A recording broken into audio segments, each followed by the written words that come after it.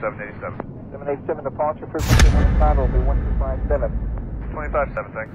The inner beta male in me tonight. Not that I have an inner beta male, but he hangs around sometimes and tries to make me do bad things. But he almost made me not go to yoga tonight, but the alpha in me killed him. So success on that part. So he went to yoga, and it was good. It was a challenging session. So conquer that inner beta male or female and become the alpha. Become the alpha. Unless you're a beta, then stay a beta. So gotta have a few of those out there. gotta have someone to push the cart. Yeah, exactly. Balance it out. Yes. Alrighty, welcome back to SciFi And Friends. This is a special number 20 episode. I mean, just to think about that my guest today, it's Colby Cram. Colby and I were just talking about like the old days of the podcast, which used to be called the Bodcast. And I think, were you there for the first one? Or like the second one of the first? third? It wasn't that long ago, Yeah. really, that we were sitting in your bedroom with cheap mics. Yeah. And everyone was holding Rogan. them. No mic stands, no headphones. It's definitely come a long way, especially looking around at all this cool stuff you got. Yeah, long ways to go, but yeah, we're still sitting at a kitchen table. I just would like to get It's comfortable. It's homey. Yeah. It works. Mark Maron still does his podcast out of a garage. And look where he's at. Right. Remember? Did you ever listen to the one with him and Obama? I did. Oh, it's so good. It was actually pretty entertaining. Yeah, it was good. But I wish like everybody complained that he didn't push him enough. Yeah. Like ask him enough questions. Right. I thought it was just kind of like softballing. But what are you going to do? It's the president. President. Like, Right. He wanted him to like you. How come you're not doing this right Yeah. now? No, I would definitely be cool with Obama. Oh, man, I'd be so talking to him. nervous. Yeah, I would not. Black helicopters. I remember that part. Are there black helicopters? He's like, yes, there are black helicopters. So, yeah, but just thinking back, this whole thing started as the BOD podcast, and, I had help from Skylar Wilkinson just like gathering equipment and just listening to Joe Rogan and Duncan and Chris Ryan and all these other different podcasts that I was into at the time, and just trying to formulate what sort of show I would want. And you can actually listen to these podcasts. They're available for download. They're rough and raw. All the way back to number one. All the way back to number one, which was me, Casey, and Trevor. And if you listen to it, Trevor's mic is turned way down. Oh, so yeah. he sounds like he's in the highlights of background. He's just like, every time he pipes up, it's like literally if Casey and I were having a conversation, and then Trevor's like 20 feet away. And they would have to like share the mic back and forth and just hand it off. Yeah, there was one I don't think I've posted this particular one I'm about to talk about, but it was in Jacob Fry's old apartment with Matt Tyree. I lived there with him for 6 months. Okay. After Matt moved out. Oh, I think Matt was still there, but we were upstairs in Jacob's room. Yeah. Remember? Mm-hmm. There was probably 8 people. It was not a good podcast. I didn't post it because it was bad. Did you still have it saved, thow? I have it saved somewhere, yeah. It might be interesting to go back in a couple of years. It was just like Jacob was worried about what kind of pizza to order from Whitney because she was working at Pizza Hut. So the whole conversation would stop, and everyone was just too stoned. Like I was the only one trying to. That happens sometimes. Yeah, it was fun. It was a lot of learning experience. No, we weren't into it. Laid the groundwork for this kind of stuff. No, it really did. You learned like what not to do for a podcast. Yes. There you go. And there's a max. I would say that the max would be. Wonder if you guys could hear that. We're going through a thunderstorm right now. Definitely a creepy tone. Yeah. To the podcast right now. Yeah. It's all right. Yeah, it's all good. Do you have your phone on you? Right here. Yeah. Can you look up the radar real quick? Yes. As I finish up this intro? Absolutely. We're going through a little bit of a thunderstorm. I don't know if you heard that lightning strike, but it was quite intense. And would hate for all my electronics to get zapped. But SciFi And Friends. Oh, welcome to episode 20. A bit cool benchmark episode. You got a little bit of history. Like my mantra now is we will get better. So we'll continue to get cool guests. The guests will continue to be awesome, and I will try to be a better host. And yes, we will progress in many ways. SciFi And Friends is brought to you by Infinite Productions. Every episode, Infinite Productions, we specialize in video production, media content, distribution, and beginning a blog soon. Drone reel and actual video reel is being cut as we speak. Shouldn't be too much longer, and that will be on the table. Always in the works and talks of trying to get more. Goodness gracious. Trying to get more projects and things going. Also brought to you by Curious Fox. It's my wife's graphic design company. Yes. She does websites, logos, t-shirt design. I mean, posters, banners, invitations, all sorts of stuff. Self-portraits? Self-portrait. Yeah, she's probably good. I mean, I know a guy, not me. Oh, okay. Just a friend. Yeah, no problem. I'll pass it along. Hit it up. Anyway, my guest today, as you know, one of my childhood friends. We grew up together. I have a lot of good memories growing up in the old Riverton, southeast Kansas area. Big city. The big fish in a small pond. Please welcome one of my best friends, one of my oldest friends, Colby Cram.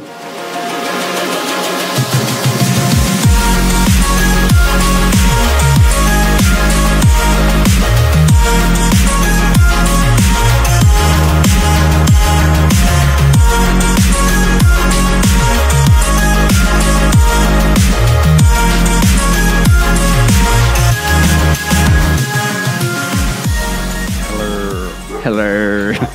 Will there be like a... Yeah, I'm going to put something in there. Yeah, I'm going to put some sort of like... I always like the EDMs. EDMs? Yep. Yeah, there you go. I try to stick with them. Almost like video game music. Ooh, Yeah. Have you ever listened to the entire podcast, SciFi And Friends, at the very end? Like, if you listen to all the way past the music, do you know what's at that past? No, I don't. I recorded myself saying sci-fi wins, and then I dropped it down and like, sci-fi wins. Yeah, I'm serious. Embrace yourself for the drop. Yeah, like almost like a Mortal Kombat video game. Sci-fi wins. Where it's like at the very end of where you beat the guy, it's like, Scorpion wins. So it's like my little tagline, I guess. So it's a good tone. Yeah, it's a good tone. It's not that I beat my guest. It's like I have defeated another podcast. Conquered it. I've conquered another podcast. Conversation down. Yes, another conversation. Good job. So I've learned so much about myself and the guest himself. Yeah, you do though. You truly do. Holy crap. I think your Wi-Fi is Probably. the weather's probably jacked it up. Yeah, that's all good. Well, let's just hope that storm rolls through quickly. And It's weird because usually way out here in the country, you can usually rely on your high-speed internet. Oh yeah, yeah, no joke. It's such a joke, man. And It's so bad. horrible. Yeah, And what we have out where I live is yeah. way worse. What? Way worse. Satellite or something? Yeah, it's like through Dish. Oh yeah. So it's terrible. Yeah. Well, there's supposed to be this optic cable going through soon. I know. But you have to have, there's like certain areas on the map, neighborhoods, and they have to have 65% or more people sign up. That are going to make it worth it, like worth their time. Right, to say that they're That's interested. what Jacob was saying. Yeah. Because Baxter, it's already going on. Yeah. It's supposedly it's the Google fiber, right? No, I don't think it's the Google fiber, but it's fiber optic like Google. Which is, Super fast. Super fast. It's what everybody needs in a day like today. If you're going to do Netflix and YouTube and you're downloading and all that kind of stuff. No more waiting around for porn to load. Yeah. I mean, you can't have a normal connection if you're going to do VR porn. Oh, God.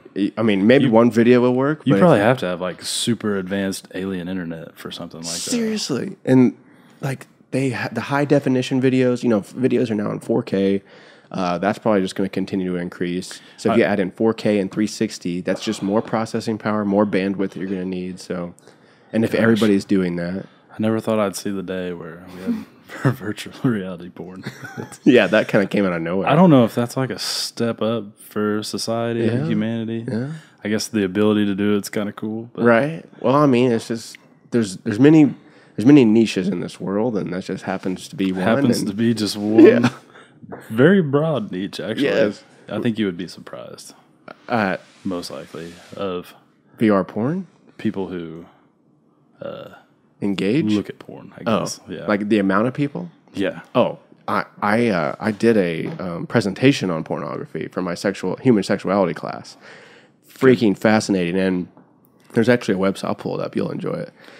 Not porn. I'm going to pull up a data website. I didn't know how to brace myself for what you were getting ready to show me. No, but I don't know why we're talking. Whatever. I don't give a shit. But Pornhub is like super into data, like incredibly into data. They're one of the number one. The only reason, little hashtag. The only reason I know any of this is because I had to do a presentation on porn for human sexuality. Yeah. This is not what I do my free time with. Me too. I earned an A in that class. But Pornhub is like one of the biggest porn websites on planet Earth. And and they release all of their data just to people who want to do studies on porn or sexuality or just human psychology. Yeah. Data like who's looking at, or how many people are looking at what. Yes. One of the best things, and I hope I can find it, is Does size matter? Insights. One of the best things is you can look at what is being searched for in real time. It was amazing. Oh yeah, it was amazing. That's crazy. I wonder how I could find it. Yeah, I played it during my presentation. I was like, all right, well, blah, blah, Pornhub is huge. This is what's being searched right now. And the things that are being searched are they're so crazy. There had to have been a little awkwardness to that. I mean, I didn't care at all. I was just like, right, whatever, who cares? Fuck you people. But people in the audience had to be... Squirming a little bit. Yeah, like coming up like... bang your mom's brother or something like, or one was weird. One was, and it was located in the Middle East, was bang your older brother's wife. It's just weird stuff like that, dude. See, like it's very specific. There is that thing where it's just a fact that people are turned on by things that are taboo. Mm-hmm. Like that's just kind of what drives activity. Right. So pornmd.com. Sorry. Over That's here, the website. Over here, it's like, having sex with your girlfriend's mom or your best friend's mom. Yeah, right. Over there, it's like your brother's wife. Like, for some reason, like, why is that? I don't know. Something about taboo in general too. Just like covering up, like women cover up their breasts, like when they go to a swimming pool, and that just increases how much we love boobies. Who doesn't want to see boobs? Yeah, but what if everyone? Oh, here it is. Straight live searches. So, oh my god, this is what we do with technology. Well, this sort of data is fascinating. I mean, I know it's porn and it's weird, and oh, here we go.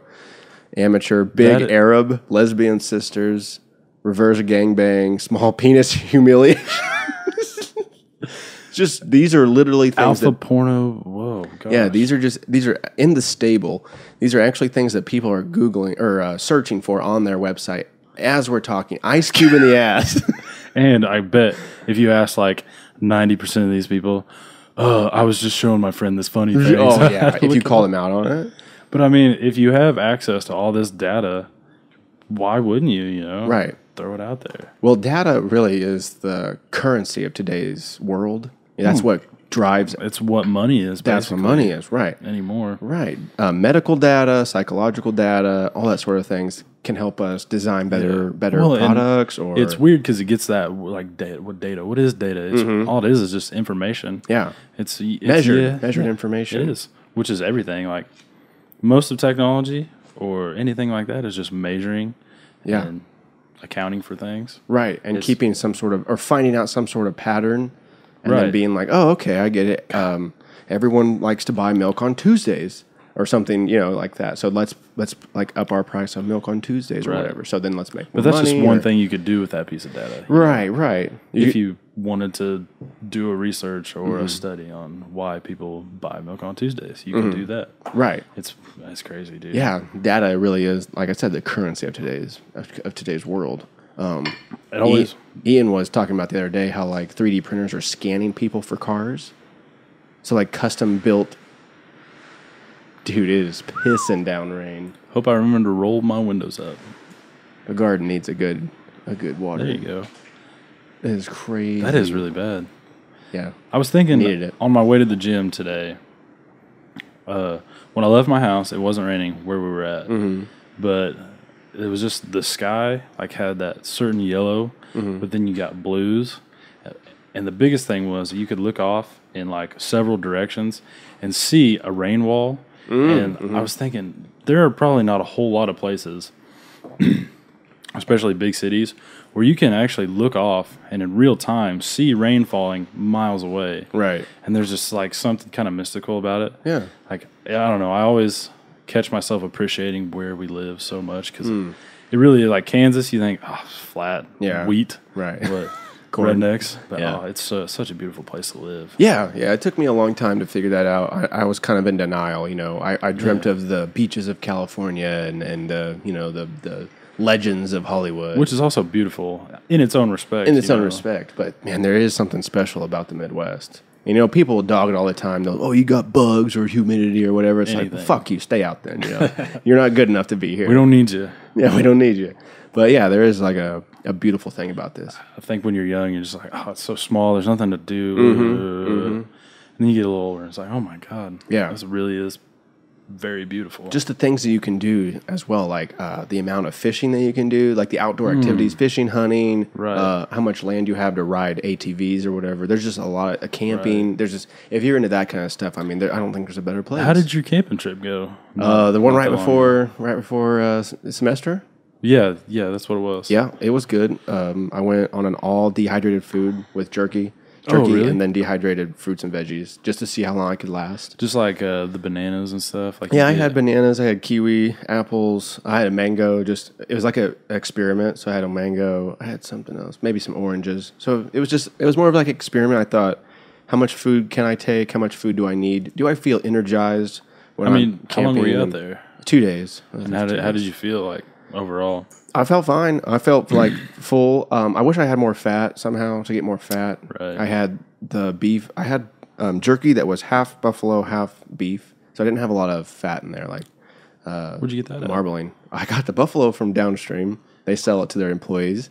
And then the beef from my dad. They sell it in their gas station now. Do they really? They have a freezer back there. Right. And they You can get sell a all pound. their, what was it, the Quapaw Cattle Company? Yes, And they yeah. sell it, by the pound. Wow, that's awesome. Love bison, dude. Did you get some? No, not yet. I think it's about $5 for a pound. So it's not too bad. Right. It's not something that I would just buy and eat all the time. If you could afford it. Yeah, that's not me. Yeah, yeah. The more that I like move into, grow your own food or harvest your own food, the more that I appreciate food.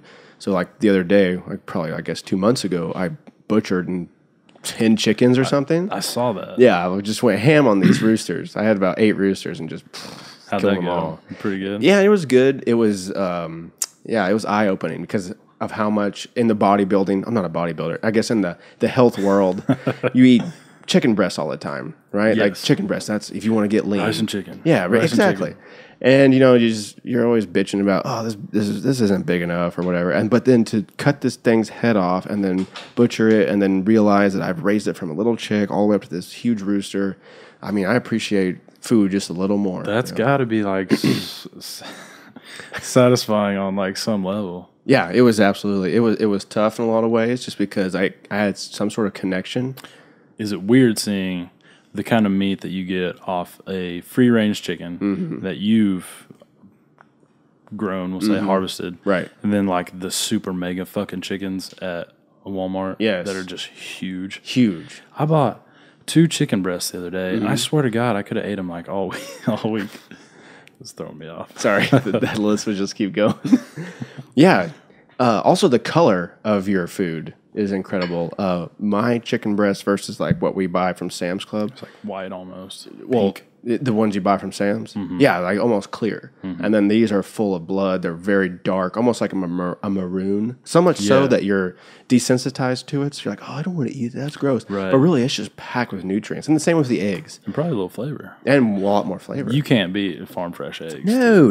So good. I mean, when you were getting like 3 or 4 eggs a day, you could literally go out, hey, chicks, what's up? Dump your food, grab 3 or 4 eggs, and you were literally walking inside with breakfast. I mean, Was that that- was the best. In Quapaw? That was at my parents' house. Yeah. I saw you got your first egg the other day. Finally, yeah, and I got one today. So it's just, I think there's only 1 hen laying right now, but I think I have about 3 hens. So if they could Right. just all start laying, like, yay. I want to get some. I've always wanted some. Yeah? And yeah, just, I mean, who doesn't want to walk out and have farm fresh eggs? Right. If everybody, like, I don't know, everybody wants to have that, like, garden where you just go out and pick tomatoes and stuff. Right. And get your own eggs and all that. But it does take work. It does. It takes, especially a garden. Yeah, Takes especially a garden. A lot of work. Yeah. But like you said, it's so satisfying. Oh my gosh, yeah, it is awesome. I mean, yeah, it does take work, does take time. There is like a learning curve, you know. Your chickens can get sick, or they can, I don't know, That's the nice peck thing each other to about death. around here. There's so many people that are knowledgeable about it. Yeah, there's a guy that Susan, Kelsey's mom, knows that works. He's the IT guy at Galena. He has 150 chickens at his house. 3-port garage. 2 of the ports are incubators for chickens. Like this guy went ham on chickens. So he probably just sells eggs. He must, because he must get Nobody eats that many eggs. yeah, except for the mountain off Game of Thrones. Have you seen that video? I have not seen that. Have you seen Game of Thrones? No. Oh, that's okay. I'll hook you up when we It's get off. one of the ones I don't know that I could get into. What, really? I've been skeptical about some, like Sons of Anarchy. Uh-huh. It was all right, but it's not my thing. Okay. I don't think I could do it. What's your thing? Obviously Breaking Bad, which everybody loves. Sure. I just finished House of Cards. Holy shit. That's Yes. like, I think House of Cards is the greatest thing ever. Okay, I thought that until I finished Game of Thrones. Really? Yeah. Is it? I don't know. I'm not. I just finished House of Cards, and then I posted on Facebook and wanted to know if anybody had like any good suggestions. And I got a bunch. Like a bunch of the people said Tony Robbins has like a documentary. Oh yeah, it's like brand new on Netflix. But Josh Davis suggested The Last Kingdom, which is, it's like a Viking series. I don't know. It's It's not Vikings, the History Channel Vikings. No. It's called The Last Kingdom. Look it up. Yeah, it's really good. It's set in, and I don't know obviously the dates, but it was like when England was still separated into kingdoms. And it's just, it's got this neat little storyline. Oh my God, dude. Did you start it? I binged it real bad. Oh, it's already over. Yeah. Oh. Yeah, it took me like 3 days. Oh, wow. I think you would love it. The Last Kingdom. Yes. One season so far. I think there's only one season on there. I don't know if they'll do another one or not. The two, as it's, I apologize, it's loading slowly because of the storm. But the two TV shows that I'm kicking around, and I probably will at least watch the first season. My genetics teacher suggested Orphan Black. Have you seen Orphan Black at all? It's a BBC TV show about cloning. Supposedly, like there's one girl that got cloned. I don't know how many times, but she starts finding herself, and they're like trying to figure out why she got cloned. So it's obviously not like a real series, like not not a documentary. No, not a documentary, like a fiction. That would be neat though. Yeah, it looks really cool. It's shot a lot like a Guy Ritchie film, so it's real quick paced, and my genetics teacher said the science is cool on it. So BBC has some good series like that. What was the other one that you're gonna? Mr. Robot. Is that the one with? It's based on like a computer hacker. The guy from Night at the Museum. That's the only thing that. I don't know. I haven't seen the Night at the Museum. He's like an Arab guy. Kind of, yeah. He's got these big brown eyes. Yeah, he might not be Arab. But I don't know. That's the American in me speaking. Did you see the video on people? Trump supporters, and like there was like these Trump glasses. Yes, that was hilarious. Where the guy was petting his goat. Yeah. It's kind of spooky how close to accurate that almost kind of is. Well, that's why it's so funny, right? Yeah, we know people like that where we live. The truest things are funny. Oh yeah, you see those guys everywhere. Jump on my Facebook and you'll want to throw up. Oh gosh, it's terrible, man. There's a cat at Downstream that has a fucking huge rebel flag in the back of his car, in the back of his truck, just huge. And it's just like, you've marked yourself. Oh yeah, dude. I don't want to talk to you. It's terrible. Wanna... We were going to a shindig the other night, we'll call it, and we pull up. Now I won't say where it's at, but as we're pulling up, we see a big rebel flag in this guy's barn, and I had a black friend with me. I'll say that. And we're standing around for a little bit. We're playing beer pong, and I look over, and he has another flag on the other side of his barn, and it's a red flag, and it's got this big black cross in the middle of it. So I'm like, man, I've never seen that before, but that looks really weird. Yeah. So I'm just gonna Google it real quick, and I Google it, and I see not only I see one of those flags pop up, and then probably like 10 Nazi swastika flags, and like a bunch of shit like that. And I leaned over to him. I was like, hey, dude, look at this. What did he say? His eyes got just about like yours did right there, and then he just kind of laughed. Yeah. I was like, in this fucking day and age, really? Seriously, right? Really, you can't get over the fact that somebody's black. Like, right. Oh my God. So what was the deal with the rebel flag? They said you couldn't fly it anymore, or you can't sell it anymore. I mean, I kind of glazed over that. Oh, yeah, I even forget about that happening. Yeah. What did happen with that? Something about, I thought there was legislation that was passed that said like they took it down from like a courthouse or something. I think it might have been more like that. Like you're not supposed to fly at like a federal establishment. Right. which was only like a few places in the South, really. Mm-hmm, Probably some schools. Right. So Louisiana, a couple of things. That's my biggest thing today is I can't get over how sensitive people have. Like, Oh, right. just like I want to know who is behind all these things that are happening. Like, Seriously. why is it really a thing that many transgender people want to use a different bathroom? Like, Oh, right. why is that a big enough movement for legislation to pass? Don't you think it's media that blows that shit out of I call proportion? bullshit. Yeah. And that's exactly why. Yeah. Like but what's the agenda behind that? Like, why are they pushing that through? Like, there's always something behind the curtain, I think. Yeah. But, like, I feel like it keeps you off the real issues. It's like, have them fucking fight over what bathroom they're going to use, and we're going to come over here and rape Syria. there's probably a bunch of rich guys, like, rolling dice and, like, who had transgenders using the bathroom? Yeah. All right, man, you're up. It's your idea now. let's put it into effect. Yeah. It's got to be something like that. Right. Because the more that we, like you said, you used Google, you used a piece of technology to inform yourself about this flag. The more and more that we do that in everyday society, the more afraid that group of people or that those movements become, because they can't get away with that sort of thing anymore. Right. Because we are, I don't want to say educated, but we're well more informed. Right. And I think most of those issues are things that are a direct result of, like, the access to information, like we were talking about. Like, that can be great. You can, cure cancer, for instance. Hell yeah, I hope so. With all that data, or also you could do something like that.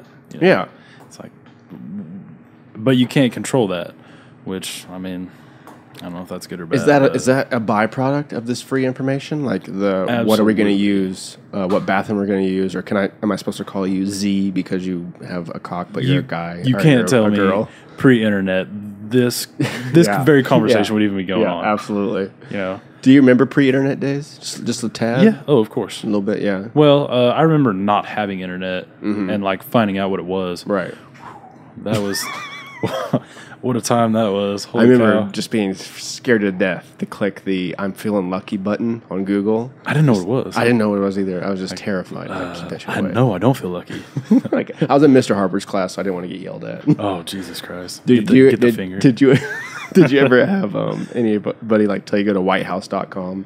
No. Oh my God, there was a huge thing in my grade where they'd be like, "Hey, go to whitehouse.com. It's really good place for political information. Oh, we're doing that presentation on presidents. Who'd you get? Lincoln? Oh yeah, whitehouse.com's got everything for you." Okay. It was a porn site. And it was way before Bess or anything like that. So nothing stopped you. So you'd just be in class. Oh my God.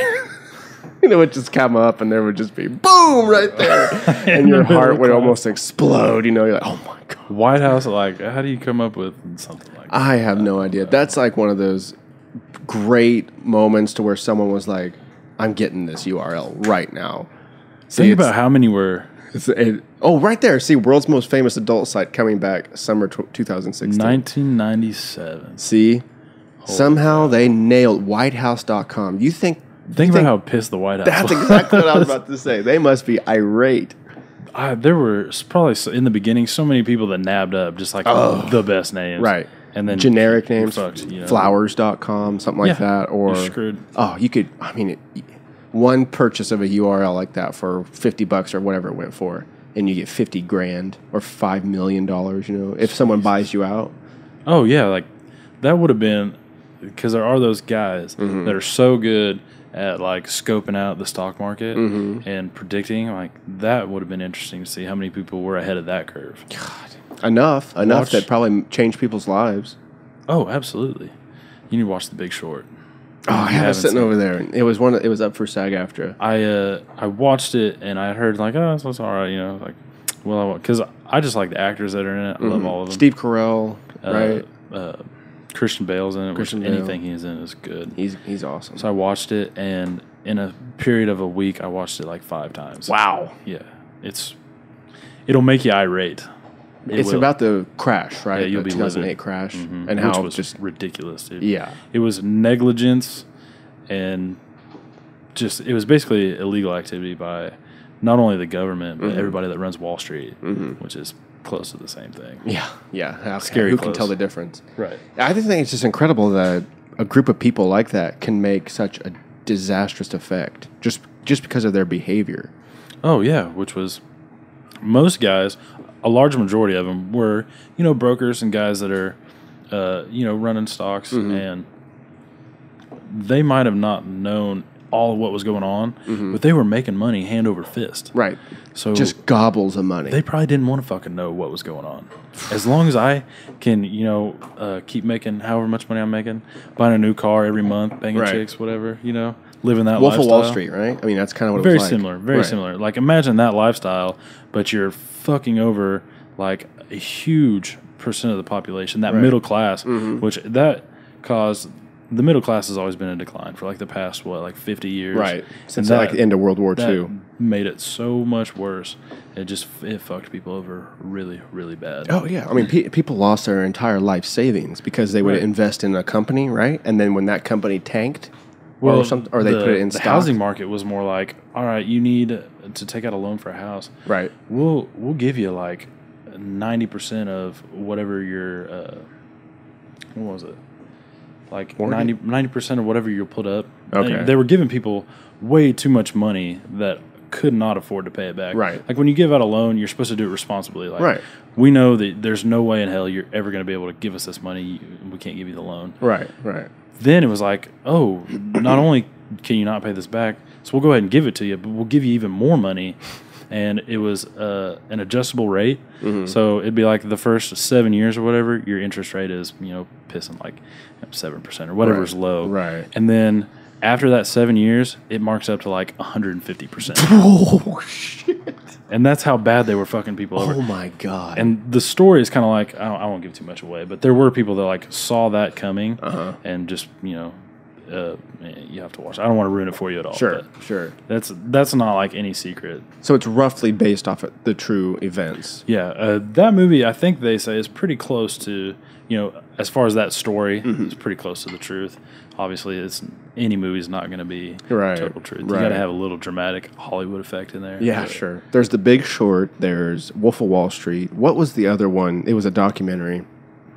There was the one that Michael Douglas was in. No, yeah. It's called Wall Street. Yeah, no, this one's a documentary, and it's narrated by Matt Damon.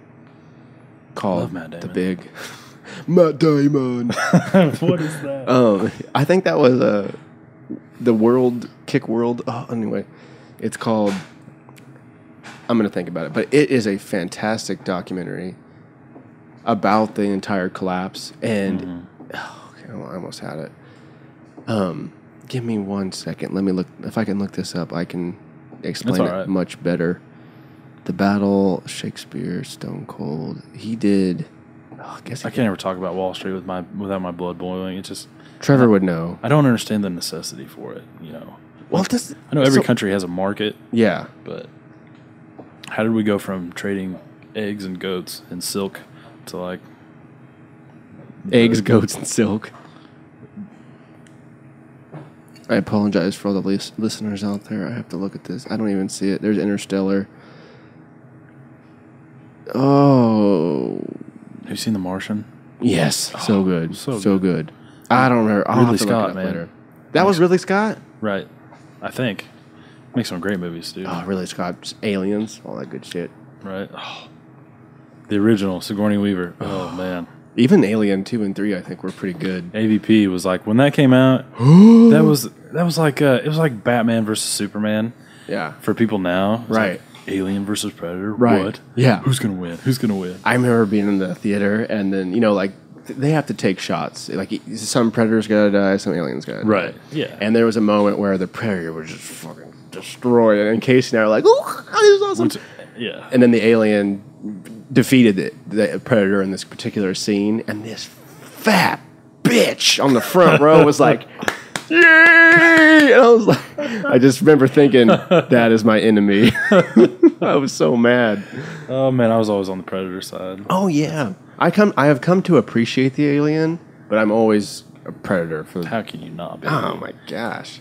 Every time I watch Alien versus Predator, I still hope somehow that Arnold Schwarzenegger is just going to bust out of like a cavern somewhere with a minigun and just It would be What was his awesome. famous line in that movie? You're one ugly motherfucker. ugly I mean, that was a good one. And then Carl Weathers had one, the black guy. Yeah. Oh, yeah. I haven't seen that movie in so long, man. Got you pushing pencils. I mean, I don't know. The first one was just so good. There's nothing better than the You first can't one. beat it. Everyone's so ripped. You guys turned me on to so many movies like that. I Yeah? would have never have seen either of those if it wasn't for hanging out at your house, like in the early 2000s. Oh, yeah. The good old days. Almost Heroes. Primal Fear. Primal Fear. Which one's Primal Fear? Oh, the baboon baboons. ones? Oh, dude. That one has the guy from Sons of Anarchy. Which, the Jax guy? No, not Jax. Jax's stepdad. Oh, the gray hair yeah, dude. the gray hair guy. Yes. Dude, Primal Fear Oh, was the a one sci-fi special. It was such a stupid movie, but I love it so much. Me and Casey, that's still like, I'll just randomly look at him and go, Do you remember the line? baboons. Do you remember the line? No.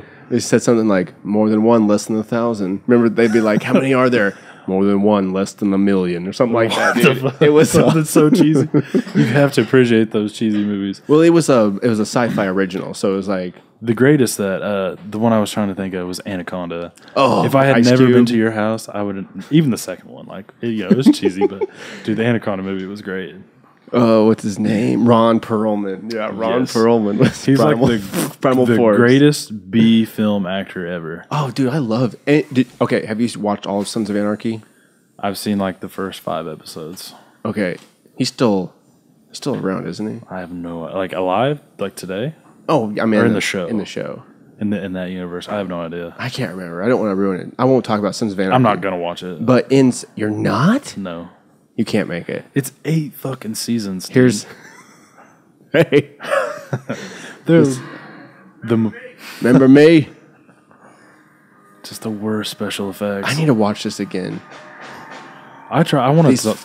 it's like an island full of just man-eating baboons.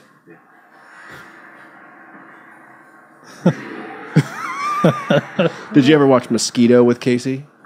No. Ron Perlman is fucking this baboon up. He just he just kicks him in the face. He's drawn his knife. Now they're on the ground. This baboon's freaking scary. Oh my god. Now we have the orchestra coming in. What a This badass. cinematic music. Who is going to win? Who will prevail? What primate He's putting will minimal prevail? effort in, and he's just beating the shit out of it. Oh, he's hurt though. His elbow. Oh, here comes the baboon. Whoa. This is the alpha baboon. Oh, he's on his back. Oh no, Ron! He lost his knife. Does he die in this movie? No. Well, he might sacrifice himself for everybody. Really? Yeah, at the like. Because so many people die. Oh, so many people die. I need to watch this again. He just stabbed the shit out of him. Primal Force, everyone. Monster Island, 1999. Primal Force. Primal Fear is a different movie. Primal Fear. This There's also another one. Did you ever watch the one about the like South China Sea? And these guys are on it's super gory. And as a kid, I was like appalled. But Go ahead. it's a South China Sea, and there's like this cruise ship, and there's like a Leviathan thing, like I don't know, some monster that gets a hold of this cruise ship. And when it gets a hold, it's got like tentacles and shit. And when it gets a hold of you, it just rips your skin off. So they just found like all these bodies with To no this skin. day, I can't watch movies like that. I can't either. I hate gore. I can only do so much. Are you a fan of The Walking Dead? No. Exactly, me neither. Because I don't do zombies. Like, it just... No, I don't either. Yeah, Gore, the rotting flesh. I'm just not into it. I don't care about it. I'll said- shoot him on Call of Duty. Oh, God. We need a Call of Duty night. Yes. You said something I don't remember. I can remember being less than probably 10 years old. Yeah. And sitting, when you guys still had bunk beds. It was like back then. And for whatever reason, you had a movie called Knock Around Guys. Oh, yeah, with Vin Diesel. Vin Diesel. Yeah. And 10 years old, which would have made you like 13, 12. Yeah, something like that. And to this day, I've never heard more fucks in a movie. Yeah. In like a single, probably 10-second span. Oh, yeah. So many fucks. Yeah. And Seth. your mom walks in. Oh. And she heard it. And she just like, oh my God, the power of Christ came through her. She was so mad. Yeah, that was not a good moment. Very often did you not like win that battle, but the movie got turned off. Yes. Somehow. Yes. Casey and I always notice the pattern that no matter what movie you're watching, no matter when you're watching it, no matter what, if there's titties in that movie, or a scene where fuck is going to be dropped like 12 times, your parents walk in on that scene.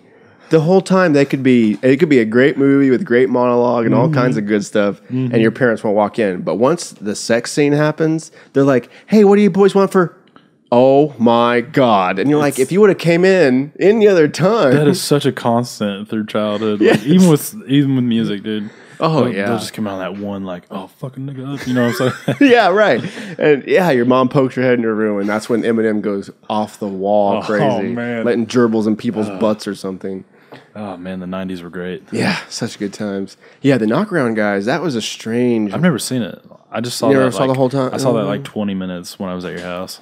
It was weird because like I used to spend a lot of time in not Game Exchange, GameStop, but wherever. What was like in the early days? Yeah, right by JCPenney in the mall. It was right off to the right. If you're Was walking. it Game Exchange? Maybe it was Game Exchange. It was a video game store. I can't Right. quite remember what it was called. It was like the first one we had around here. Yeah, and I would always go there when my mom would go to the mall. Get I'd just be like, PlayStation 2 games. oh yeah, I just go straight there. And I found out one day that they had a thing called you can reserve games. You put $5 down and you get a game. I'm like, no shit. And I was subscribed to PSM, PlayStation Magazine, and so I was always getting like game reviews, like, oh, this game comes out this time, and that's right when Grand Theft Auto Vice City was rolling out. So I went in there and I reserved that, and then I started looking at their used DVD collection, and that was like $2 for Knockaround Guys, and I was a huge Vin Diesel fan. Vin Diesel in yeah, it, so I was right. like, I'll take it. And they never carded me, like the whole parental advisory or Oh, anything. God. They never carded me. For I a mean, movie. no. I could go into the CD shop right there by the food court. I forget what that was called, where the sports store is now. Oh god, it's been so long. It was ago. all CDs, yeah. Right. Not Hastings. I don't know. Hastings was that other place. Yeah. But I could just walk in, buy D12 albums. No one ever carded me. That was in about the early days. Yeah, in the early days. Like honestly, I don't know, like how early before the '90s you even had to be 18 to buy a fucking CD. yeah. You could buy beer at 18. In the '70s, Yeah, here in Galena, right? but in you can't Kansas. buy a CD because it's got bad words in it. Yeah, it was crazy. Don't want man. to corrupt the youth. That was just another shell that was molting off the human society, and that was even pre-internet. Internet didn't show up till what, 93, 5? Dude, that just rocked people. Put them on their asses. I mean, time. you had like Kiss, you had like AC/DC, Judas Priest. You had Jimi Hendrix. You had all these characters. Those are all music, but you also had like movies and stuff. Deep Throat, and I don't know. There's a whole bunch of other movies. Deep Throat? Yeah, there's a movie called Deep Throat. Never seen it. I've never seen it, but I've heard a lot about it. Like it was, I don't think it was pornographic, but it had like a lot of sex scenes, and it was like a normal movie.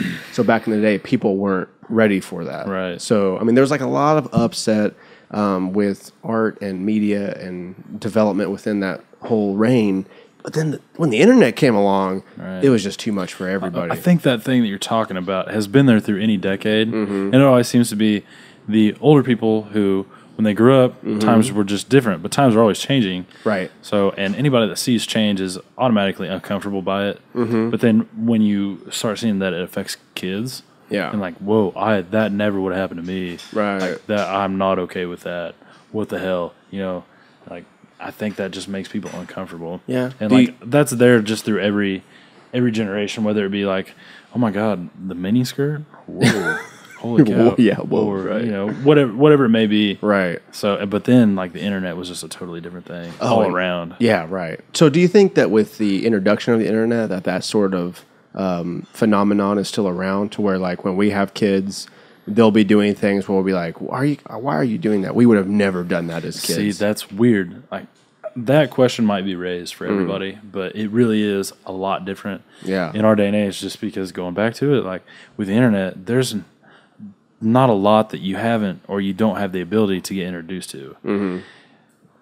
So, I mean, we've experienced more in 20 years in that respect than our parents have in, close to their lifetime. There's still things that like I'll see on the internet. I'm like, hey, look at this. And I'm like, oh, what the fuck? Oh my god, what is that? Why would you show me that? Right, right. Or oh my god, really? Right. I mean, so that factor is still there for them. Yeah. And they've been around for 50, 55 years. And I think we are, if you would even call us a youth still, I don't know. Yeah. We're somewhere For in our there. for our generation, we're still very, very different Right. all around. I mean, I think Well, we're one of the last generations that were a hybrid. Like I said, you could remember pre-internet days. I can remember some pre-internet moments. Right. To where I just lived life, no cell phone, no internet, no nothing. I'd go outside and play, and then, we'd go to church and school and everything.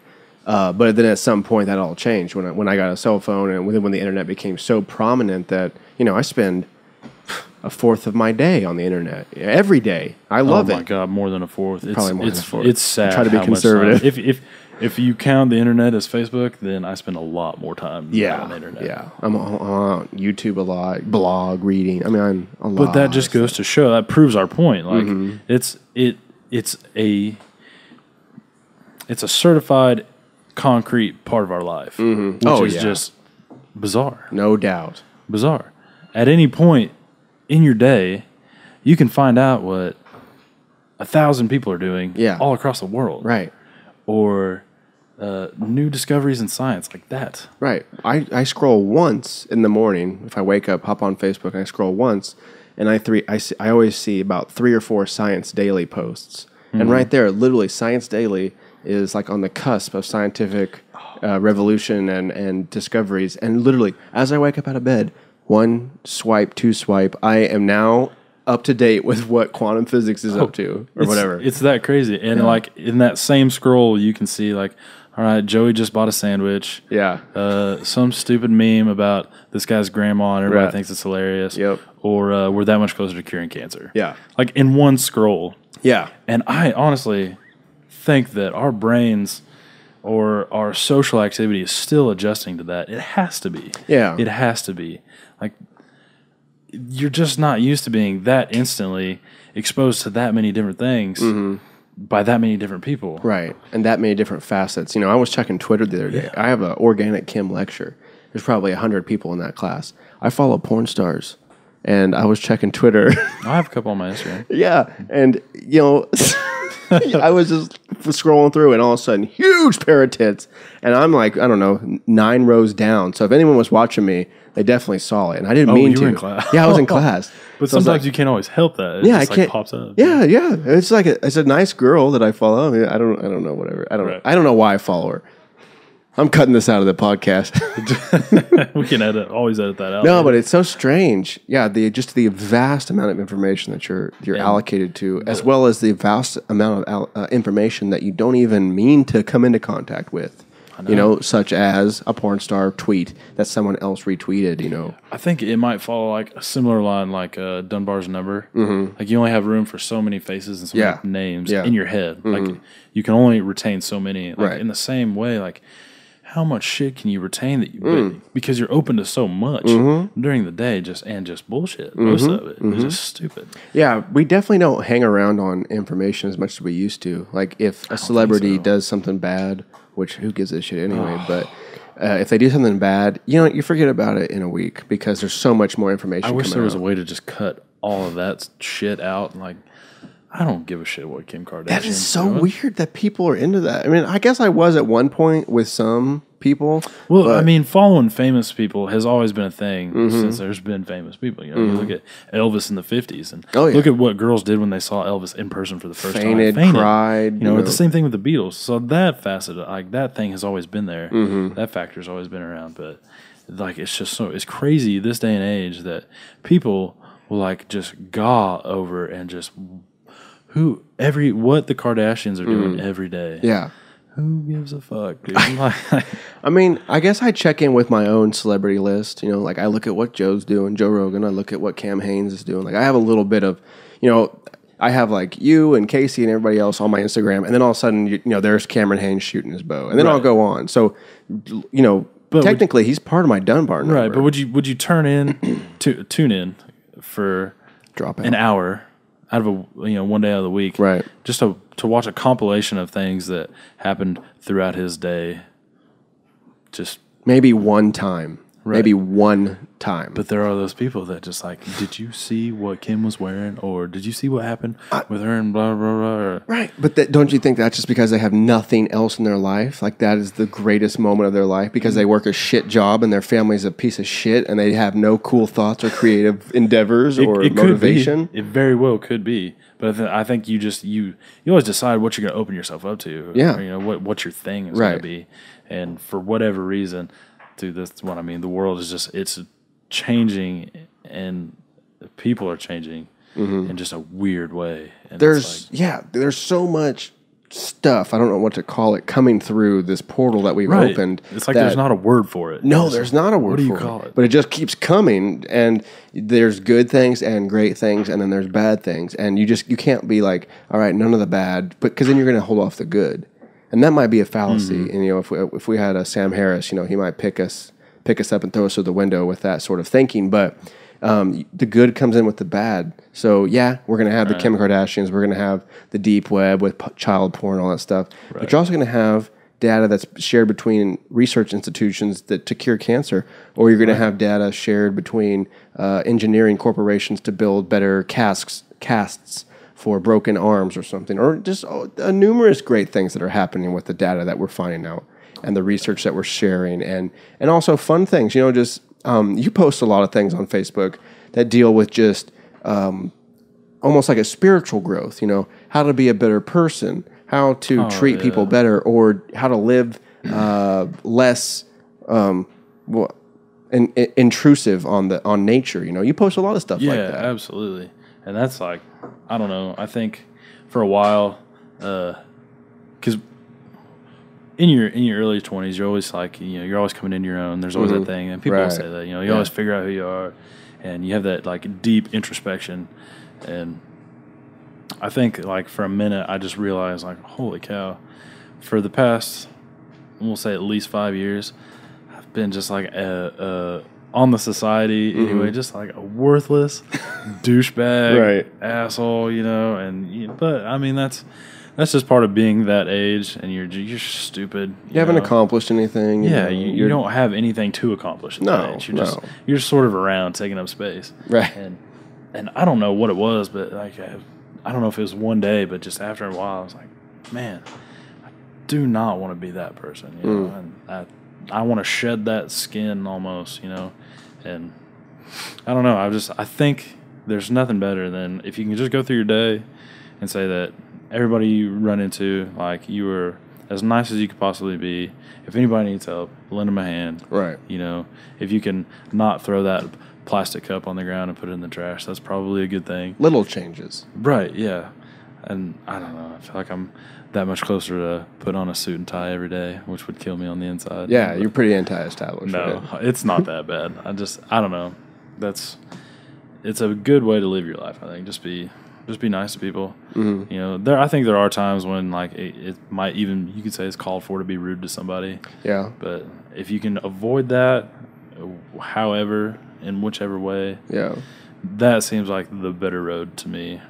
Right. I don't know. The way I was going to introduce you to today, I forgot, but it was like just like no one's cooler than Colby Cram. Oh, get out of here. No, really, like you have such a demeanor about you, just kind of like just go with the flow. I've rarely, if ever, have ever seen you like lose your cool in the sense of allow your emotions to take you over. If it's anger or if it's jealousy, it's happened a few times, but. Probably so. But just when I have viewed you and observed you, it's just like this is cool, Cram. I'm just hanging out and. Hey, it's no big deal if you're late. We'll wait for you or whatever. Right, yeah. I don't know. It just, in any situation or any instance, no matter what it is, and you have an option, and it's, all right, you can lose your shit, like something bad happened to you. You can get just irate, or, you can break down totally and just have like that sort of breakdown moment where you're like, all right, fuck it. This is the end. This is the end. In any moment, it's just like the better answer to me always seems like, man, you're gonna wake up tomorrow. Hopefully, nobody knows that, but assuming you're gonna wake up tomorrow, and that still might be there, but you're gonna go through your day. You're gonna have things to tackle, and you'll get over it. Right. And if not that day, then you're gonna wake up the next day, and it always seems like the better answer to just keep your cool and. it's not going to be that way forever. Right. There's no reason to, act out or whatever. I don't know what you would call it. But Yeah, right. To allow yourself to like succumb to some, I don't know, I guess lose control. Like to yourself, I guess. Self-control. Succumb to yourself, maybe. Yeah, right. But to that chimp side of you. Right. So like fruits of the spirit, the last one, self-control. Like just control I've yourself. always felt more bonobo than chimp. Oh, have you? Yeah. You look it. In my nature. Thanks. Boom. No, yeah, I think a lot of similar ways, I've learned to engage and disengage between different worlds in the sense of back in the day at Red Oak, I thought that Red Oak was like my world. Just like when people are in high school, they think that high school is their world. Right. Your boyfriend breaks up with you in high school, it's the end of the world because that's all you know. Absolutely. Right. So at Red Oak, this was my second time being stuck in a world. So if I got in trouble or a table didn't like me, that was the end of my world because I didn't have any other worlds.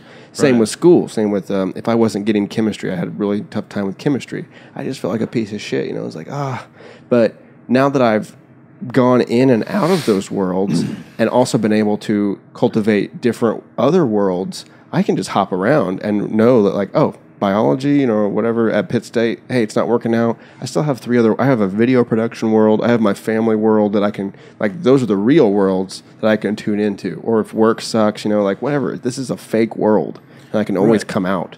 Which there is that like part to it because whatever you're doing to you, like we are so ego driven. Yeah. Which is, I don't know, call it evolution or what you will. It's probably why we've stayed alive so long. You are the most important thing.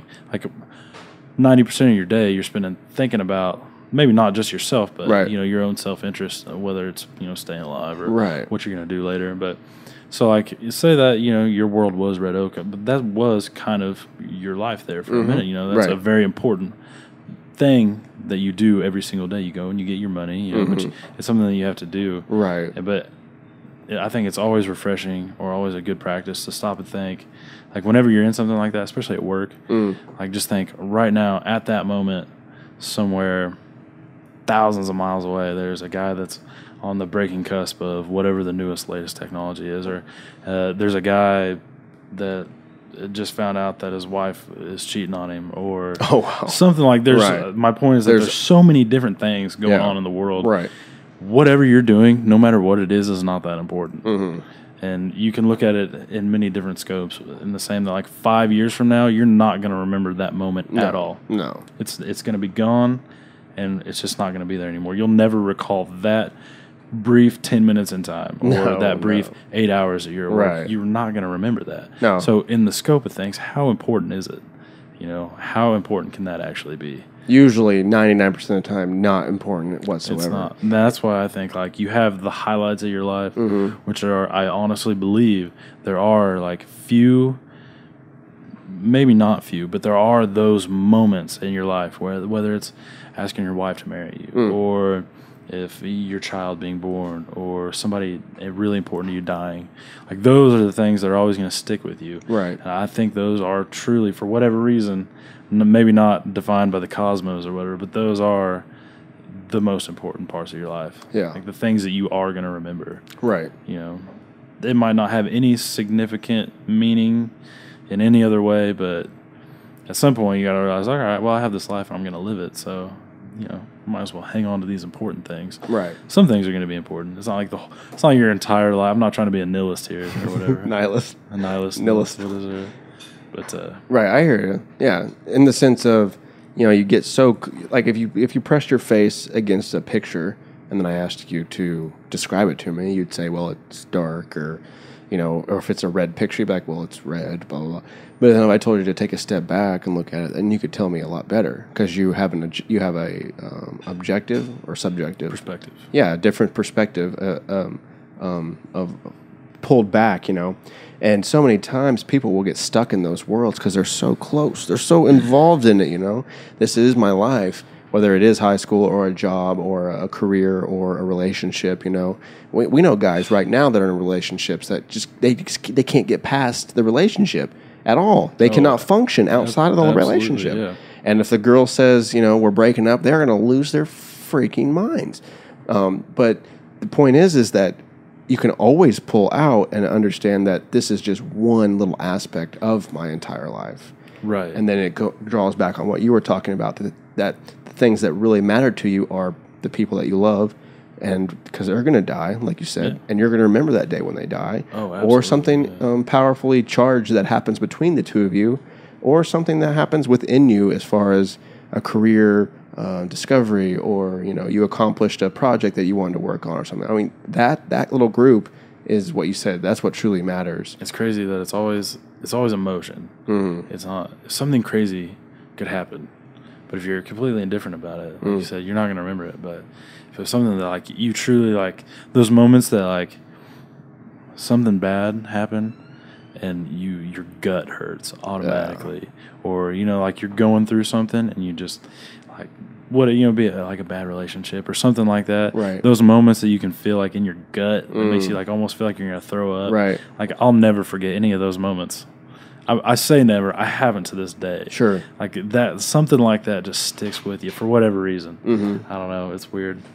Could be evolutionary. Like watch your friend get his head bit off by a jaguar, and you're like, no, I'm not coming back to this part of the jungle. We used to share wives. Now I get it all for myself. I'm gonna get a few more ice cubes. Okay, yeah, go for it, dude. Seconds. Yeah, I believe that What's that Last Kingdom trailer? If you still have Okay, yeah. I believe the storm has passed, but what Colby and I are going to revert back to our previous discussion on TV shows, because he told me to watch The Last Kingdom, and he said it was, oh my God, my wife just put down dinner in front of me. I can't eat this right now.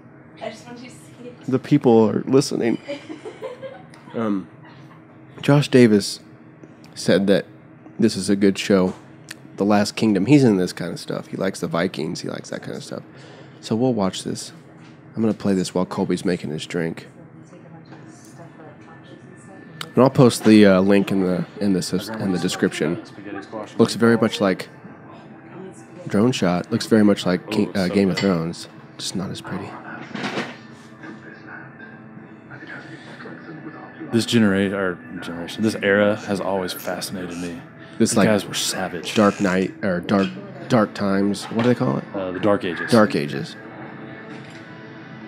This European Dark Age. Oh, scary time, dude.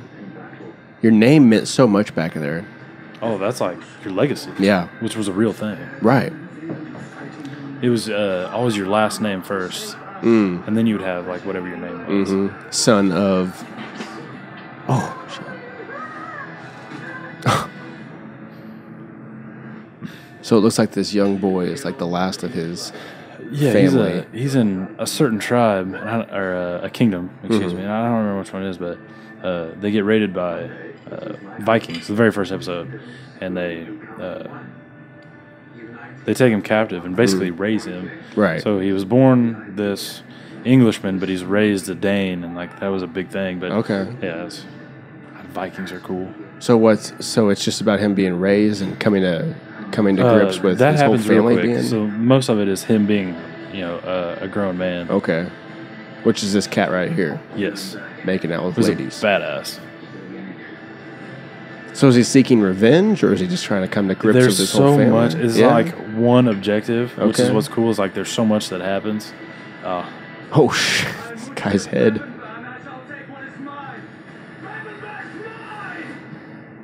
Okay, so if you like that, if you like the Last Kingdom, excuse me, you're gonna love Game of Thrones, dude. It's exactly like that, except it's fiction. This Really? looks kind of based out of actual history. This is more Could be, of dragons could be. and also magic and all kinds of stuff. I The like hint of it. dragons. Oh, I like dude. dragons as much as the next guy, anyway. Yeah, dude. You should check it out. I'll at least get you the first season. You can at least tune into that and see what Oh, you have it on DVD? I have it on MP4. I can get you a USB drive. Is that like MP3? No, But it's one better. MP4 is a video. MP3 is noise. Oh, This is an MP3 that you're listening to right now. jeez. So Colby Cram tonight is drinking some wonderful Wild Turkey 101 bourbon whiskey. Best of the best. Hey, how much do you know about bourbon and whiskey? Like, Bourbon and whiskey? yeah, I I know. always get them confused. Basically, it's just what they're made with and how they're made. I'm gonna butcher this really bad. I know Scotch is made. It's In Scotland? distilled. Yeah, which is they only call it Scotch because most of it is made in Scotland, but it's a certain way that they distill it and store it, and it's also made more with hops or barley or whatever they use. Like whatever grain it is that they use to distill it with, like bourbon is made more with one, and Scotch is made more with it. And Scotch is always aged longer. Like this is probably, what do they say, 6 to 8 years. Okay. And for my dad's 50th birthday, I bought him a $100 bottle of Scotch. Wow. It's Glenlivet. Okay, yeah. And it was an 18-year-old bottle of Scotch. Glenlivet 18. Oh, my God. Was it good? It was. Smooth? So good. That's I awesome. have such an appreciation for whiskey. Okay. Like, Wild Turkey is like kind of middle of the road. Mm-hmm. It's not cheap by any means, but and I didn't even get on to like the bourbon kick until not too long ago. And I don't know why. I was like, I'm going to try this with a little bit of, because I always drink whiskey and water. That's my dad. And he's a Canadian whiskey guy. He likes Crown Royal and like if you're going to buy cheaper, Canadian Mist, something like that. And that's also different just in the way that they process it and develop it. You can tell when you drink it like this, you can tell like it tastes a lot different. Like this has a lot more sweeter, a nice sweet note to it with a smoky bitterness. No. Yeah, for sure. But it's not something you just... Right. Duke always told us that if we were gonna drink Scotch, to start out with expensive Scotch. Always. Yeah, start with super expensive Scotch and work your way down. And then you'll know. Right. Because if you try to get started with something cheap, you're not going to like it. Yeah. And you'll never, like Canadian whiskey, you'll never buy to drink like this. Usually only like Kentucky Mash, which is just like bourbon, or Scotch will you ever drink like this. You'll never do something like I mean, you could. What would you drink? Do you drink it neat the other ways? Or you can. I always like my whiskey a little cold. Like, I just don't like warm whiskey. Right. Unless it's smooth. Otherwise, it has a little more burn to it. Do you know how it's supposed to be drank? Like, what's the Well, you have your preference. If you're like one of those Ron Swanson guys. Yeah. Nick Offerman. Yeah. Is that his name? Uh-huh. I mean, if you don't drink it neat, no ice, a little bit, you're a pussy, Right. That's the way to drink it. Those old timers, Right. Some people like it on the rocks, and some people drink it mixed with water just to get the flavor, but to kill the burn a little bit, which I kind of like. Yeah, right. Yeah. Right. But I don't know. Some people like vodka, which I think you're disgusting if you do. Really? I mean, you might be a good person, but if you drink vodka... So you don't care for even a vodka cocktail like a Moscow Mule? I try not to. I do like those. That's the one thing I've come across. White Russians? Yeah, I mean, it's all right. It's a little sweet for me. I would never drink anything like that normally. Okay. But White Russian is like vodka, half and half, and Kahlua. Mm-hmm. Is it like I think that's about it, yeah. I usually put some coffee in mine. If it wasn't bourbon, I'd be drinking gin. I love gin. There's a great book called The Drunken Botanist. Have you ever heard of that? No. Because most of these alcohols or liqueurs or whatever, they're coming from plants. Oh, yeah. Especially gin. All of them. Gin has a Gin ridiculous... is cool because, not gin, but Bombay is like my gin. Yeah. And it shows you like a lot of the notes that it has, like coriander and lemon twist and stuff like that. Magellan. Rum, rum is from the sugar cane, that sort of stuff. But this it's kind of a dry book. I try to listen to it on Audible, but it's called The Drunken Botanist, and it's basically this female author that goes through all these different sorts of recipes and histories of different liquors and spirits and wines and everything that are based out of plants. Cool. Yeah, it's weird how there's a I don't even know what you would call it, like this paradigm. Don't you hate when you're looking for a word and it's just not? Oh yeah, I still can't remember that movie. There's a culture around alcohol, just like, and there always has been. Whether it's like, oh man, what beer you drinking? Yeah, especially around here, like that's definitely a big one. And any answer that anybody's going to give to you around here is like just cheap piss beer. Yeah, right. Oh, what are you drinking, Miller? Yeah. Oh, Bush. Drinking that Natty. Which is probably one of the biggest reasons why I denied it for so long. Like I'm a server at a fine dining restaurant, and I didn't engage with any of the alcohol. Like I don't want to know any sort of facts about, wine, whiskey, anything like that, because I kind of viewed it when I was growing up as just kind of, here it comes, I can't find a word for it, but just, just kind of not proper, just people, whoever was drinking was just a loser. They couldn't handle their alcohol. They were fat and overweight or whatever, whatever. Anybody that was drinking? Just when I was growing up. That's yeah. how I perceived it. Right. Now, obviously, there were people around me that were just fine with having a beer Right. at night or a glass of wine or whatnot. But when I was growing up, I just had this very negative view on it. And it wasn't just until recently, watching the documentary called Psalm Into the Bottle on Netflix, that I was like, okay, I'm going to take this seriously. I'm surrounded by some of the best chefs in this area. Mm-hmm. They're highly trained, super talented. We have access to some of the best wine in the area.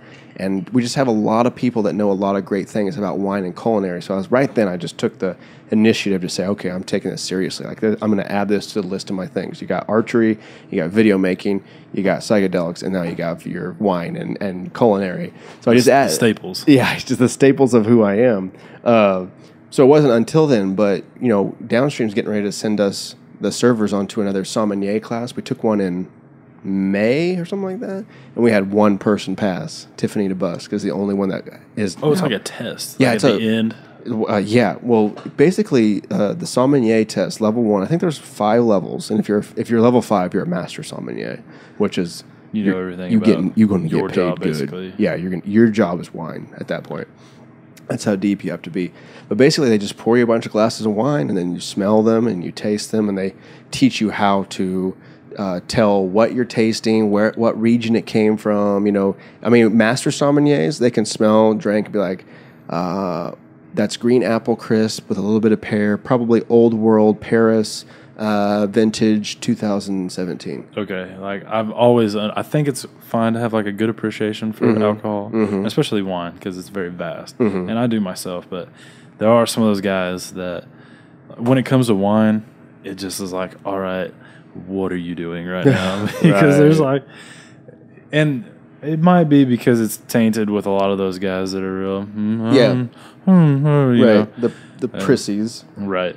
So I've always kind of like what you were talking about, the attitude you have.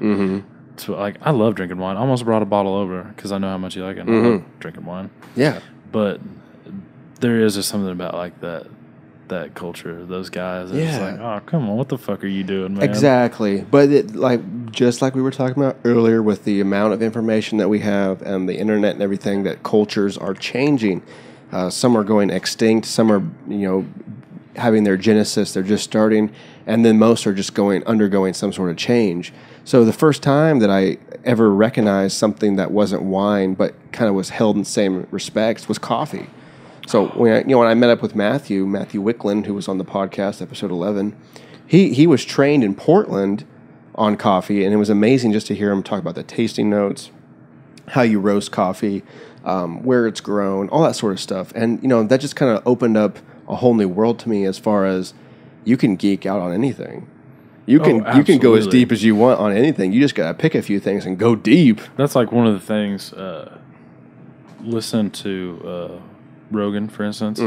Like, just that guy likes coffee, but just all the different like he's had guests on where they talk about, like, they go deep. Oh yeah, deep in the history of like coffee. Yeah, it's like, what? I thought there were just beans on trees and you brew them. Right. I was trying to pull up a picture on his Instagram page of like it was MCT oil and like this nitro. Oh yeah. Coffee. He just posted that today. Did you see that? Morning sunshine or something. It looked so good. It's a caveman coffee, ice pressed. Have you tried caveman yet? No, not the nitro or anything like that. I haven't had a chance. I probably will order some though. Do you try a lot of different? Tons of nootropics. I have a bunch of nootropics, whatnot. I'm a huge fan of Alpha Brain. I hear that. What is a nootropic? A nootropic? What actually is a nootropic? What is that So, word? like, you have multivitamins, right? You take, like, Colby would take a multivitamin for his overall health, right? Every day, right?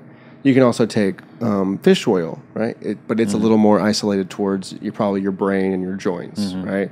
Or you could take biotin, Biotin is going to help your hair. It's going to help your nails, but it's still a vitamin. Nootropics are designed to help your brain specifically. Function. Yeah, specifically for your brain function. So then, within the world of nootropics, then they also branch out into different categories such as memory enhancement or creativity or ginseng. Is that the one that was always? There is ginseng. Yeah, ginseng is almost in almost all the energy drinks that you drink. They say it's good for your memory. Or? I think it's an energy thing. I think it's like gives you a boot, gives you brain power in the sense of you can go longer. I'm trying to think of the one that's like always been around that's real good for your memory that you're supposed to take.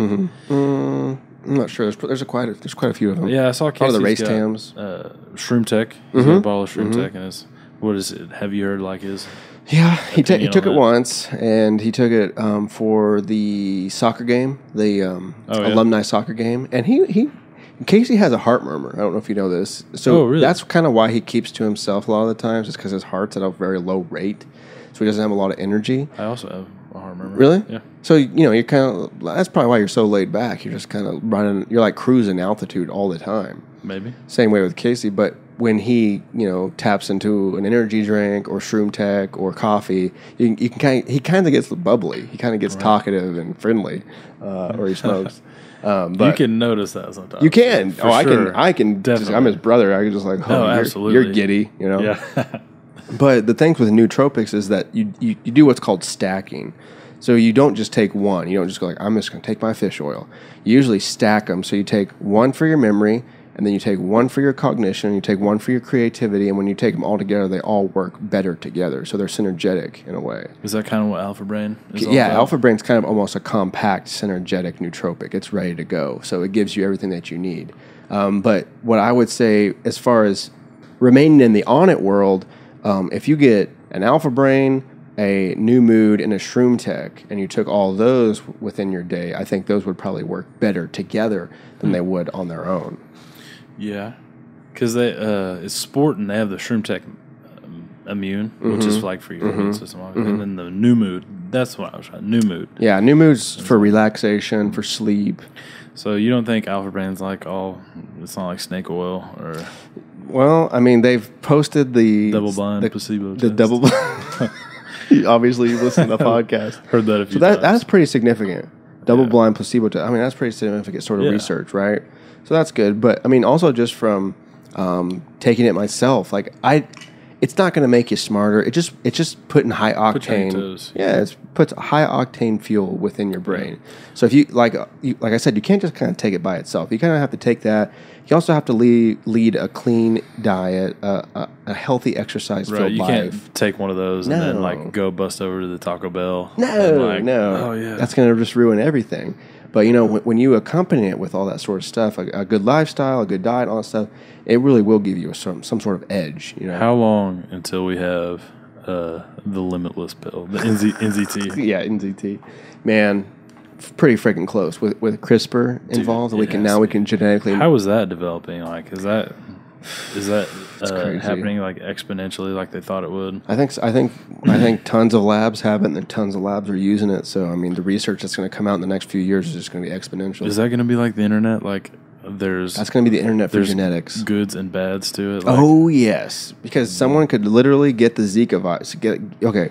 Just for instance, someone could grab a mosquito that has the Zika virus. They could take that Zika virus out, and if they were capable of this and had the resources and had the skills and the patience, theoretically they could take that virus and make it into just a hellacious weaponize monster. Yeah, that could be unstoppable. Yet at the same time, we could go into Colby Cram's DNA and fix every cancerous thing about you, and extend your lifetime by 200 years, theoretically. Everything, like especially like even in science fiction movies, like has pointed to that. It's called a singularity if you want to. Yeah. Of like, all right, now like we can totally being the human experience as far as like physicality. Like, all right, we've got that on lock. Don't even worry about it. Right. What kind of body type do you want? What do you want your eyes to look like? Yeah. What do you basically just like you can take somebody's DNA, pick it apart, and just like that. Yeah. So I think everything, like, especially in science fiction, has been like pointed towards that. So like, and it's crazy because this is like the real first time that we've been on the cusp of that. And it's so close, you can like almost smell it. Yeah, for decades, from these past few decades, our technology is really what's been evolving. The human biome and the human physiology really hasn't evolved that much. Yeah. It's our technology. This is the first time that it's reversing to where our technology has advanced so much, it's turning around on us, and now we as a species will evolve. There's a great book, and I talked about this with Casey on the podcast, but there's a great book called Sapiens, and I recommend it to everybody that's interested in this sort of transhumanist movement. But it goes through that to where in 100 years from now, there could be separate species of Homo sapiens. Homo sapiens will be no more in maybe 100 years because of genetic manipulation, because of mutation, and then because of the technology. So there will be literally Homo sapiens that, quote, air quotes, evolve into robots. I love the argument. Obviously, the whole evolutionary argument.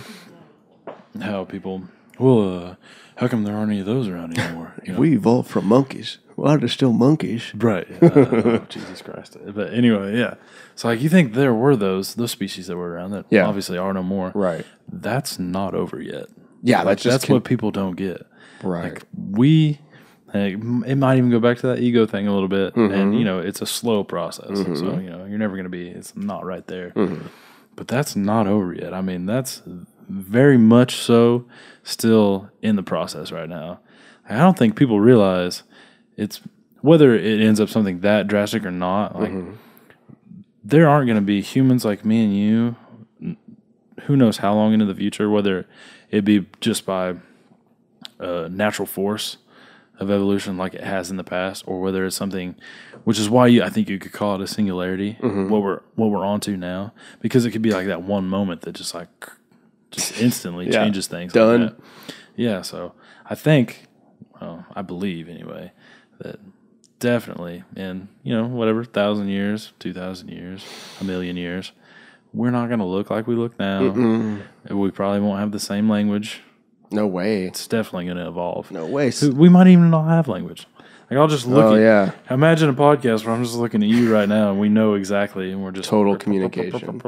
And it's like, it's just simultaneous and instant. Yeah. It's like a Ethernet plugged into our heads. I'm just thinking about like when you see a buddy around and you realize, you kind of notice, his posture isn't that good. He's kind of frowning, he's not. He's kind of down. You feel it, and you go, hey, what's wrong? Yeah. Oh, nothing. Imagine walking in the room and going, what the hell's wrong? Because you just feel pick it up. Yeah, you feel everything from it, or you experience literally exactly what he experienced. His dad punching him or something. What do you think about telepathy? What do I think about it? Right. I think it'd be awesome. I think. If you could control it. Obviously, I don't. I mean, yeah. I don't think there's no telekinetic shit going on, but. You start talking about the thing where, like, there is that test that they've done, the study that they've done, where that feeling that you have that somebody's watching you, or somebody's behind you, or that Rupert Sheldrake did that one. Was he also on the one that I know? There's one where, and this might just be this is totally separate. I was getting ready, but like you're thinking about somebody, or you feel like your phone's about to ring, and it rings. Yeah. Or is that person calling you? Right. Like, that is definitely a thing, and it's undeniable. Right. Happens to everybody. Call it the law of large numbers or whatever you want to, but that is definitely weird. The fact that you can feel the gaze of, and you don't even know what, that might also be evolutionary, because you're walking through the jungle and there's a black panther creeping in the woods behind you, and you have that feeling, whatever it may be. That I think is really amazing. Like, if so, it might not even be a thing, but if it was, I mean, science has only gone so far. We like really nice physical things. So we like bodies. So and we know that there's things beyond science that science will not be able to measure or account for. That's what I love.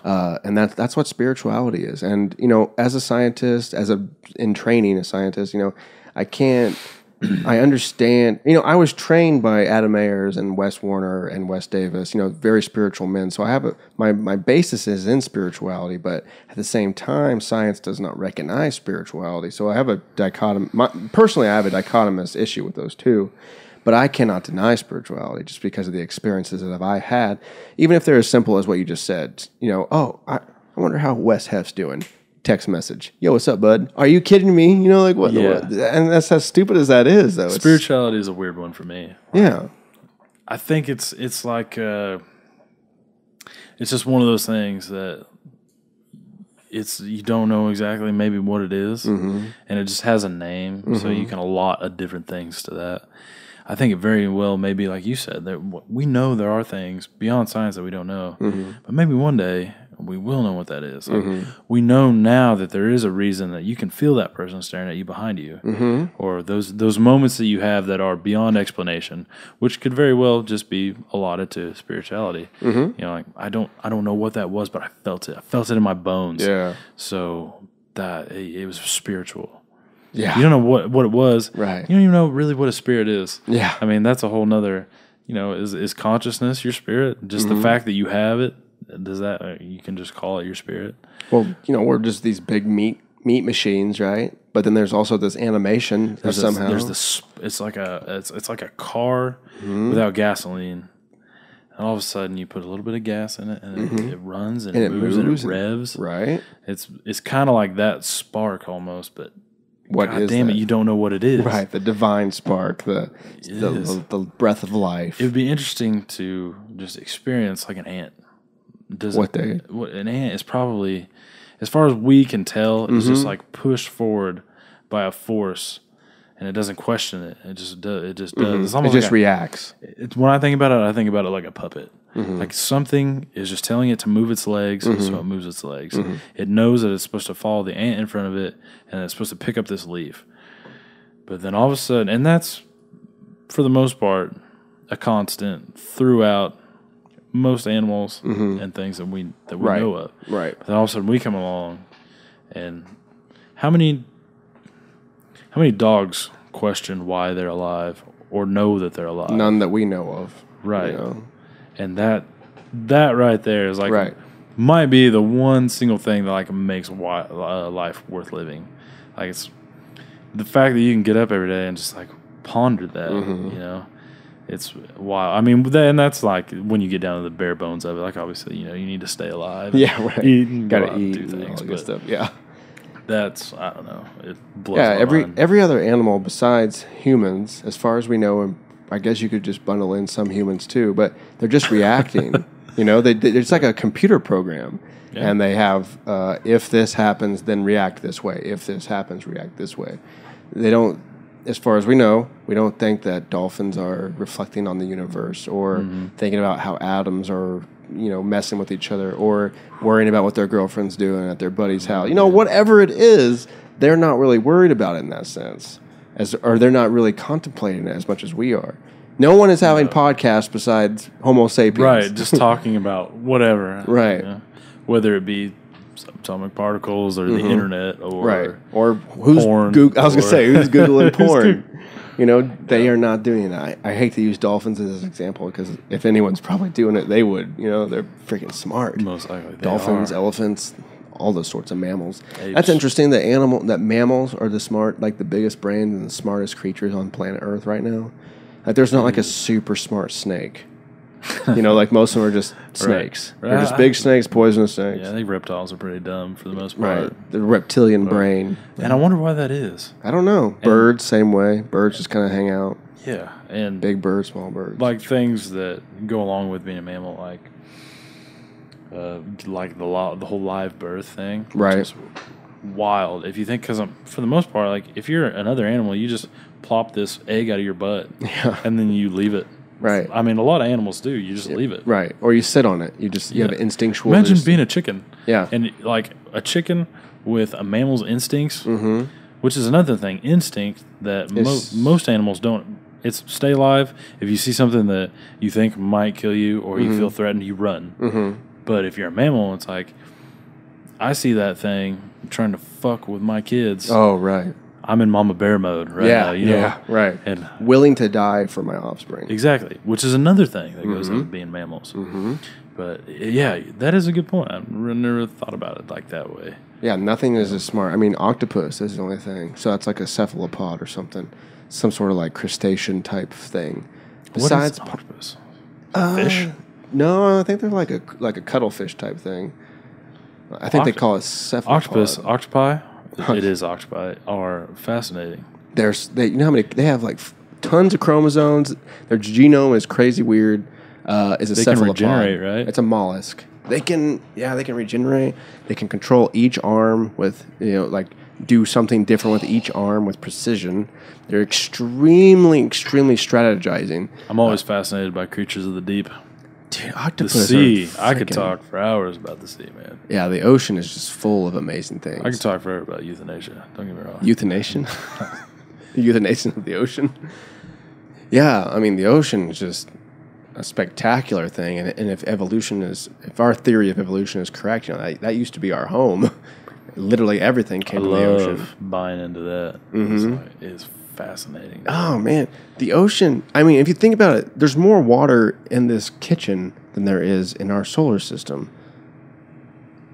On any planet that you go to, there's more water in that glass right there that I set out for you than there is on Jupiter, as far as we know. As right? far as we know. And we just, we leave the kitchen sink on and waste water. We throw out water all the time. But, that's the most precious thing I've ever. It is, man. And there is that theory that, not the final war, but like the big war or a struggle one day will be over water. Right. Because that is, it's not gas, it's not oil, it's not, it is food, but more than anything, it's water. Right. Is the necessity to life. Right. It's if you don't have water, nothing survives. Right. Because you don't get your food if you don't have water. Right. If you don't have like a certain food, like you can last longer without food than you can without water. The rule of thirds. You're gonna dehydrate and die. Right. Which is just wild to me. Like, and what is just this clear? I mean, It is really strange. It is, dude. It's so strange. I could sit here and stare at that glass of water. Water, if you look at a glass of water, it is, and you really think about what it is, a bunch of hydrogen and oxygen, and it's a clear substance that everyone has to drink every day or you die. You have to. Yeah. And every living plant has to have it, animal, dog, cat, whatever, tiger. Anything that wants to be alive, as far as we know. Life is based out of water. Yeah, as far as we know. More than anything. Right. is Has to have water. that. Like, if we're looking for signs of life anywhere else, Yep. what do we look for first? Is Water. water. Is there water around? Even if it's frozen water, like when we found frozen water on Mars, that was a huge big deal. deal. Yeah. Yeah. Possible oceans in the past and whatnot. So, very strange things. And then, Go ahead. no, I was going to. I was saying, I hope to God that I'm around, like when we make the next big discovery outside of. Right. Well, that we just found that second Earth by Centauri, which is ridiculous, dude. Like, I didn't hear about that. what is it? Is it Optimus? Something Centauri? What is that star? That is. I don't know. It's The only time I've heard Centauri is from Terrence McKenna. Proxima. yes. There Proxima Centauri. We go. Yes. And there's Alpha Centauri. It's 10 planets that could be home. Proxima Centauri is a red dwarf, a small low-mass star about 4.2 light years from the sun in this constellation of Centaurus. I don't know if it's like in our cluster, our star cluster, or it's close in relativity But it's to it said everything else. there's a planet that possibly could be home. Yes, it's like Cybertron. It's like the Earth 2.0, which Really? they've talked about. Like, oh yeah, we found that. Oh, this is a Transformers. Cybertron Wikipedia. is definitely I was like, what a cool name. definitely a transformer. I'm just going to type in Earth 2.0. It should be very recent. They're gonna send a what do they call it, a Ranger drone or what do they call it? Satellite. Yeah, it's kind of like that. Yeah. But to go and observe, but it's gonna take like forever to get there. Did you follow that whole thing where they thought they found a giant space station or something? Yes. And even Miku Kaku or whatever. Okay, his that name was like a freaking out. real deal. Yeah, that still Okay. is a real deal. No one knows what the hell it is. Yeah. Okay. An and alien infrastructure. You're worried because Colin Kaepernick's sitting down during the fucking national anthem. We have this thing that might be like the closest thing we've ever seen to like any sort of alien structure. And we still don't know what the fuck it is. Right? We don't think it's a planet, right? We just detected gravitational waves for the first time ever. Alien megastructure. Ever. Soon could be solved. And people are worried about stupid fucking... This is the thing I don't understand. Why don't people talk about this more, you know? The mystery behind the strangely dimming star could soon be solved. Astronomers around the world are keeping a close eye on a star which has dimmed dramatically numerous times over the past years, dropping in brightness by 22%. These dips have spurred speculation that the star may be surrounded by some type of alien megastructure, a hypothesis that will put to the test when the KIC 8462852 dims again. Yeah, so there's something next to it that's messing with its power or something, right? Yes. They think that it's harvesting the energy. Yeah. That's insane. What the fuck? And, you know, like... All right, here, folks, time again with G4 for another extreme demonstration. Here we go. On the edges of what we'll call space to see how well our devices perform. I'm going to go ahead and start the iPad up here, showing that it's a functioning iPad. If everyone's good... What? Do you know what they're doing? I have no idea. It looks like a weather balloon, maybe. Well. Good luck, Extreme Sleeve. Some sort of weather balloon with an iPad on the bottom of it. See where it lands, cross our fingers, and hope for the best. See what happens. I don't understand what's going on. I don't either. I don't know if this is supposed to be on this page. Anyway. But, yeah, like, we don't even understand No. a lot about our home planet, which is very relatively small. Mm-hmm. And, I mean, we've mapped out a bunch of, obviously, the ocean. It's another, you know, it's Another so much of it frontier, that- right? What is it, like 90% of the ocean we Haven't seen. we don't know jack shit about? Right, yep. 90%. 90%. Can you imagine if like 90% of land we had? No, we don't know what the fuck's out there, dude.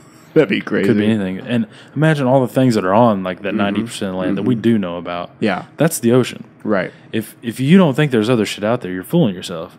Surely, right? Like, Surely. I mean, you'd be more naive to think along those lines than to not. I mean, I think that's a perfect analogy. Like, imagine being all of us on England somewhere back in the day, and then there's that 90% of that. We don't know what the fuck is out there. Right. They do giraffes, baboons, all sorts of stuff. God forbid baboons. But yeah, it's all out there. That's the ocean. Yeah. We've only seen 10% of it. And that's on our planet. Yeah. Versus whatever this is in Alpha Centauri and all that kind of stuff. And that was my point. Like, we think, like, or people like to believe that, oh yeah, there's a space and stars and blah blah blah. Yeah. We think we have a good understanding of, we'll just call it outer space because that's, you know, technically what it is. Get out of here. Get the fuck out of here. But we really do. We really do have like a pretty good grasp on a lot of things, but there's just so much more. There's just, it has to be, right? I think we do. Like, Right. there are like concrete things that we do know, which might fuel that thought that, yeah, I mean, we have a pretty good understanding about the things that we have a good understanding about. Yeah. But there is, I think, so much more out there. That's why we have so many theories instead of, like, facts. You know what I mean? Right. We have a lot of theories, at least in this day and age, because there's just certain things we can't test. Some like, of them are great, dude. a lot of those Some physics of them are theories we great. can't test because we don't have the capability until we flip that Large Hadron Collider on, which has been running for a while. Which is, should we or should we not? We already did, so it's too late. I mean, but what happens? Because there is that possibility that, I mean, you're slinging subatomic particles around at ungodly speeds, the speed of which is light. essentially how we believe the universe was created. Right. Which On a massive we scale. call it the fucking Big Bang. Right. Do we want one of those? Do you know what I mean? Right. Like, is that responsible? At Right. what point are you like, all right, fuck it, let's see what Right. happens? I'll push it. Yeah, that has to be what it is. Yeah. I don't know. I mean, I put faith in that these scientists know more than what I do as far as these subatomic particles smashing into each other. If anybody to make the decision, I would want it to be them, I guess. Yeah. You know? I mean, if it creates a black hole, I think it would kill us faster than we could ever imagine. Everybody's going to die. Right, I we mean, would- that would be one hell of a way to go out. You wouldn't even know. Just be Yeah, like, right. boom, that's it. It had to be instant. Right. There's just so many discoveries happening on so many frontiers. It's not just like everyone's working on electricity. We're gonna fucking figure out electricity. No, it's like there's facets within electricity discovery. Electricity is about to be in the past. What's going to take its place? I don't know, but it's going to happen, dude. What It's do you gonna think is going happen. to take its place? I don't know. I have Use no your idea. imagination. that's hard to do because all you know, everything that like is powered by anything is electricity. It always has been, which is weird. How do you electricity? Electricity is weird because it's like a double tier type of energy. Like you can't just go out into the wilderness and find electricity. Right. Like you have to have two things, and then that creates. But you can't create it. You can create it. It does exist, obviously, because everything It's happening right around us outside. Yeah. Naturally. That's true. That's true. That's just a mega amount of it, you know. Right. You don't want to harness that. No, you don't. That's not going to happen. You would regret doing that. I don't know. Nuclear, maybe. Everything's going to be nuclear. Yeah, I've read some good things on nuclear. I've read some bad things on nuclear. I don't know. There are definitely plenty of bads to it. Well, it's just it's a super powerful thing. That's what people don't understand. Like, oh, they hear the word nuclear, they think of a bomb or a plant. Like, just as something that gets really, really, really hot. Mm-hmm. At that point, it becomes a nuclear, right? I always thought it had to deal with the nucleus of atoms. So, like a nuclear bomb is when you split the atom of an, or if you split the nucleus of an atom and you release that energy. It was. So I would imagine that nuclear energy is not blowing something, not releasing that power, but splitting the atom and then harnessing that power. I always knew that's that. what I would guess. I have no idea. I know that because in my history class in a college, I did a presentation over Oppenheimer and that whole deal, which was fascinating. I bet I would love to hear that presentation. That almost was like a singularity in a point, like the ability to do that, to split an atom. That is ridiculous. What the hell? And in like the spectrum of things, it might not be, but for us, where we're at right now, the ability to do that is like you can do a lot of fucking things with that. It's incredible that something that small has that much power. There's atoms all around us. The power to destroy the world. If you split enough of them. If you think of an atom right next to it, the Earth, like in size comparison, is ridiculous. Right. But if you split enough of those, it's gone.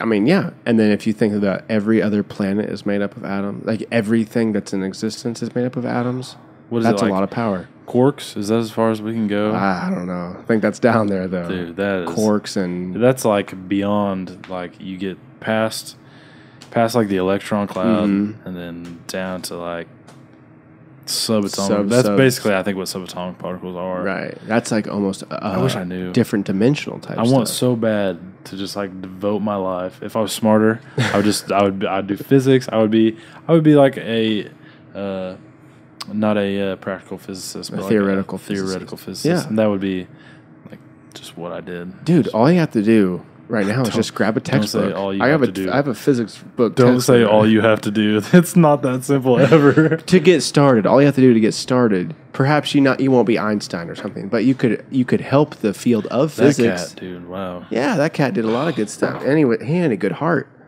Yeah, that was one of the most important things about that guy. Why are people like that just literally one in a billions? I don't know. We wish we had more of them, but maybe they wouldn't be as special or as influence. True. Filled. Just the deal about how like his predictions, hundreds of years, 100 years later, still talking about. Oh man, still. Well, just then was reaffirmed with the gravitational waves. Like his theory of special relativity was like just confirmed for the first time ever when those gravitational waves were detected. Like that was the moment where his prediction on that was reaffirmed ever. The E equals MC squared, or I think. Okay. Maybe not. All right, I'm getting in a little over my head. I know that this is Facebook post, people. His prediction, one of his predictions on relativity, was just reaffirmed by that. Which relativity is another weird thing. Like relativity literally is everything. Like something is always relative to something else, right?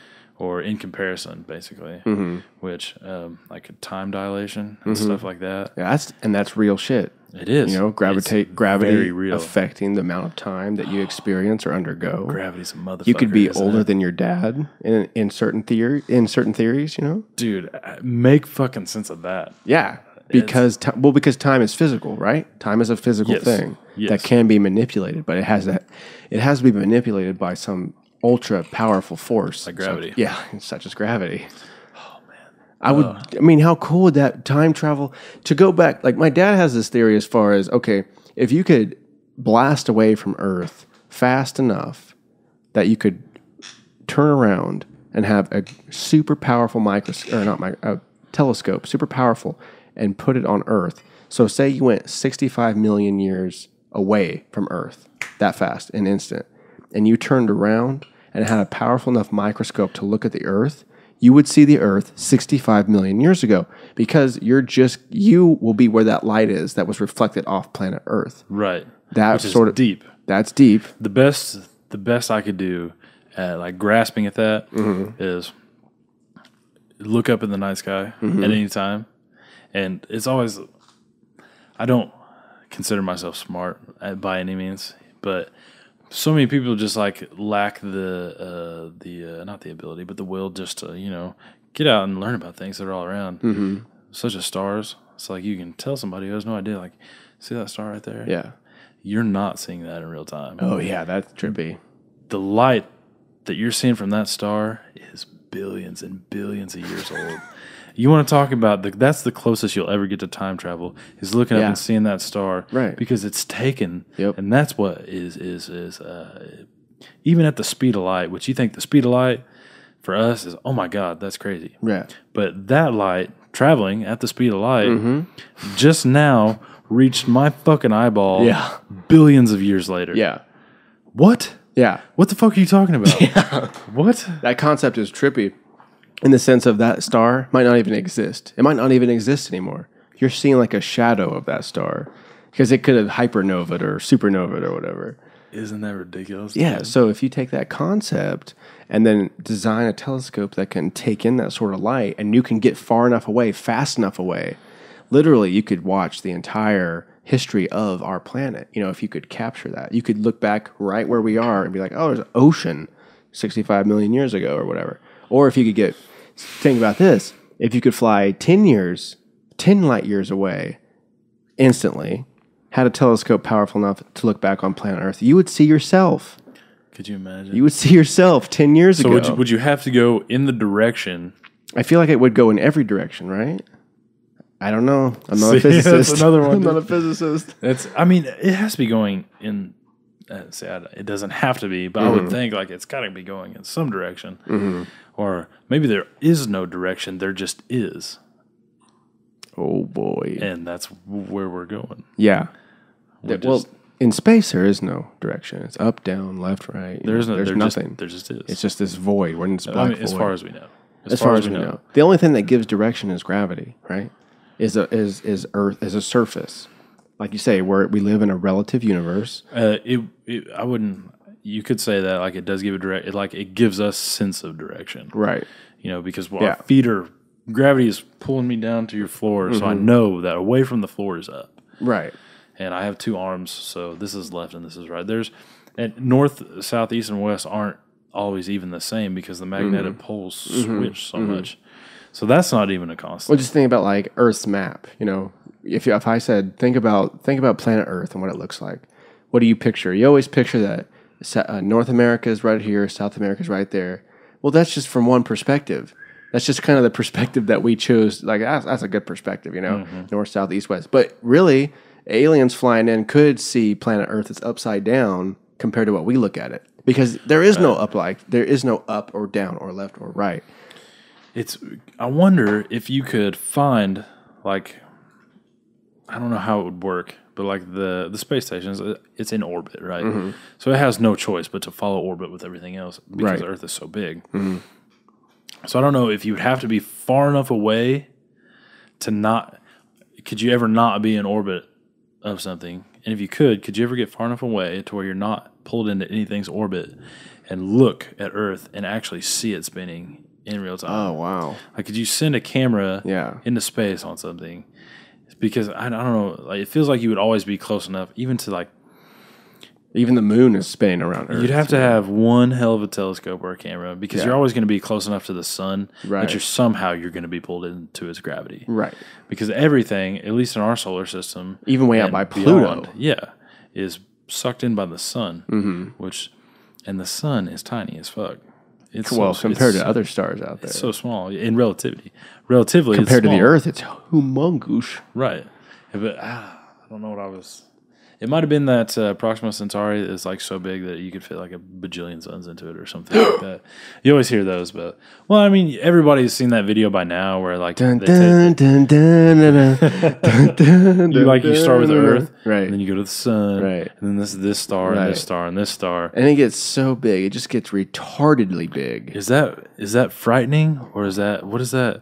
Does that just put you in complete awe? I mean, it breaks my brain that something could be that big. Like at some point, I'm just like, well, that's too big. You wouldn't. I don't even know if if your eyes would let you see something that big. Well, I mean, just the comprehensive. Like I can't even comprehend how big our sun is. Standing next to a skyscraper is hard to believe. Yes, or a mountain, like a Rocky Mountain range or something. That stuff is hard for my little pea brain to understand. Like that's a thing. Like it's a huge life accomplishment for some people. Like you scaled Mount Everest. Yeah, that big motherfucker. Yeah, you could die if you went to the top of that. People die all the time. Have you seen? There's that video of like how deep we know the sea to be, which is the bottom of the Mariana Trench. Okay, and like, have you not seen that scale?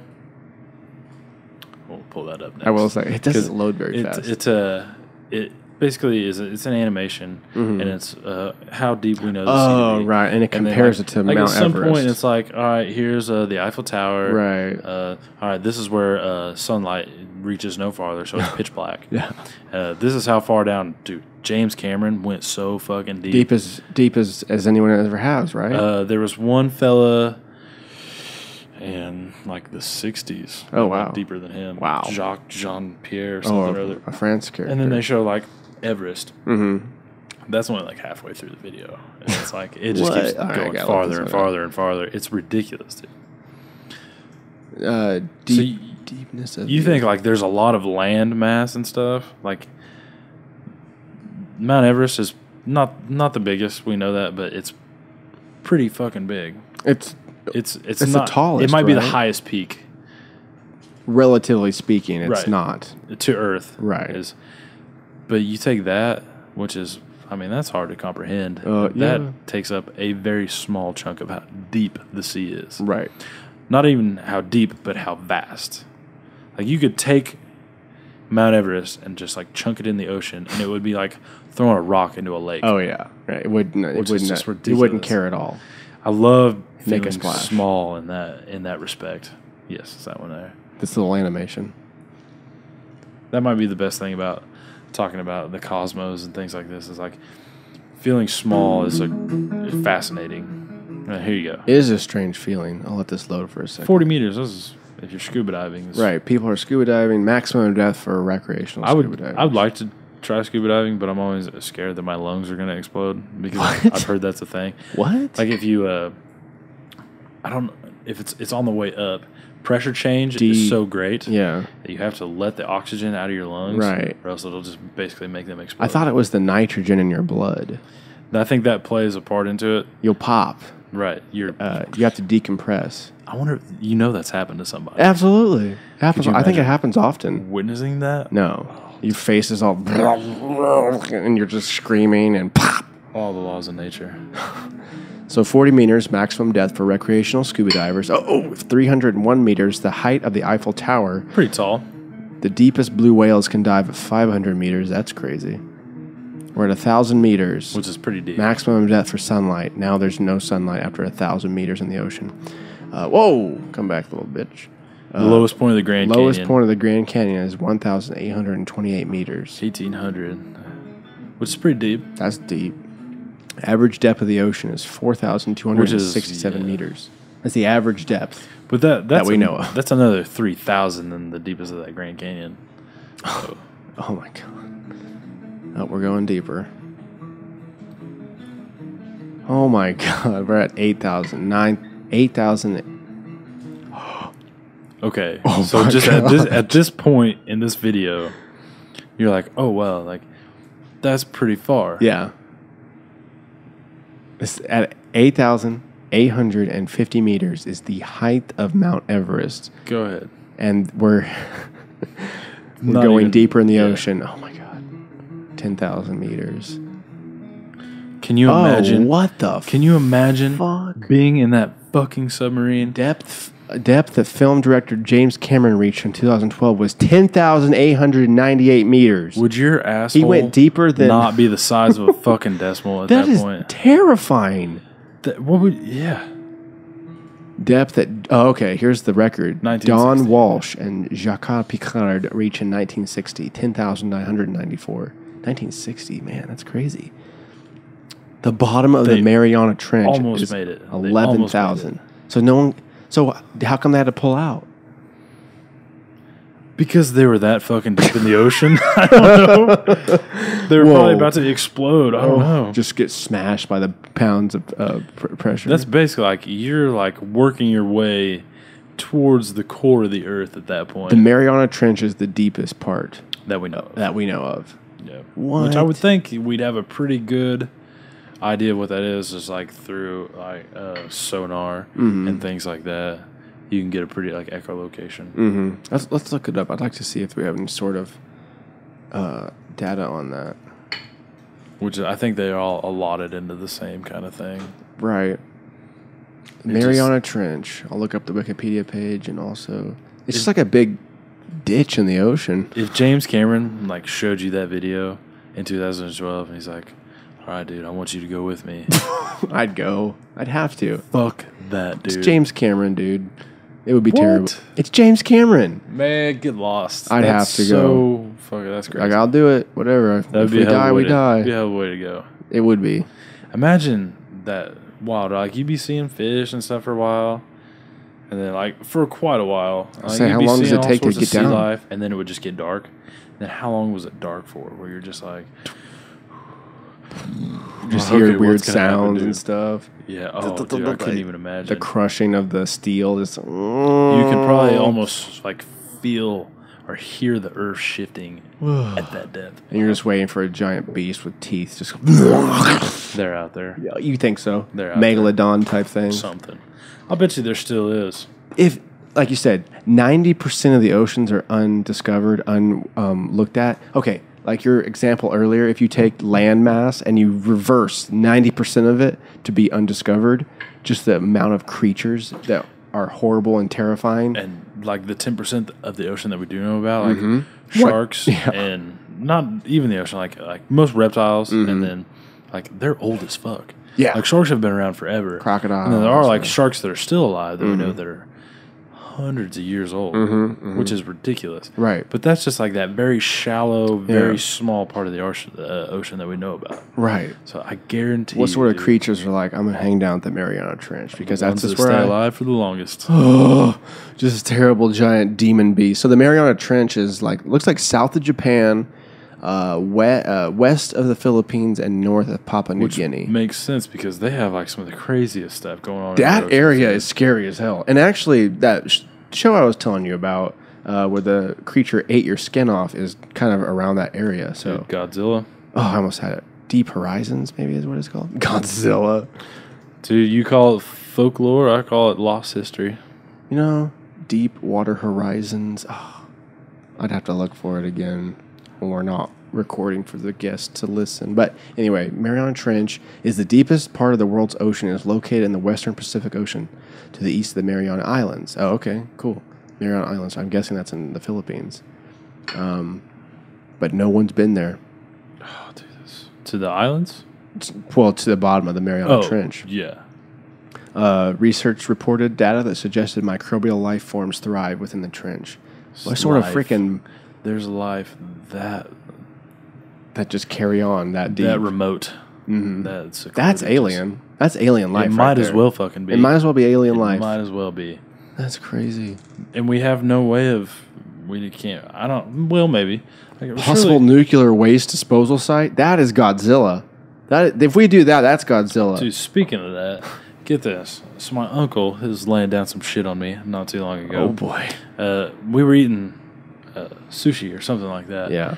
And he's like, you know, you really ought to like find out where your fishing stuff is coming from, because you've seen like just the byproduct of Fukushima fallout or whatever you call it, like what it's already doing. Like you've seen the pictures of sharks and different fish with like growths and stuff all over them. The radiation. And he said like over 50% of the world's and definitely the U.S.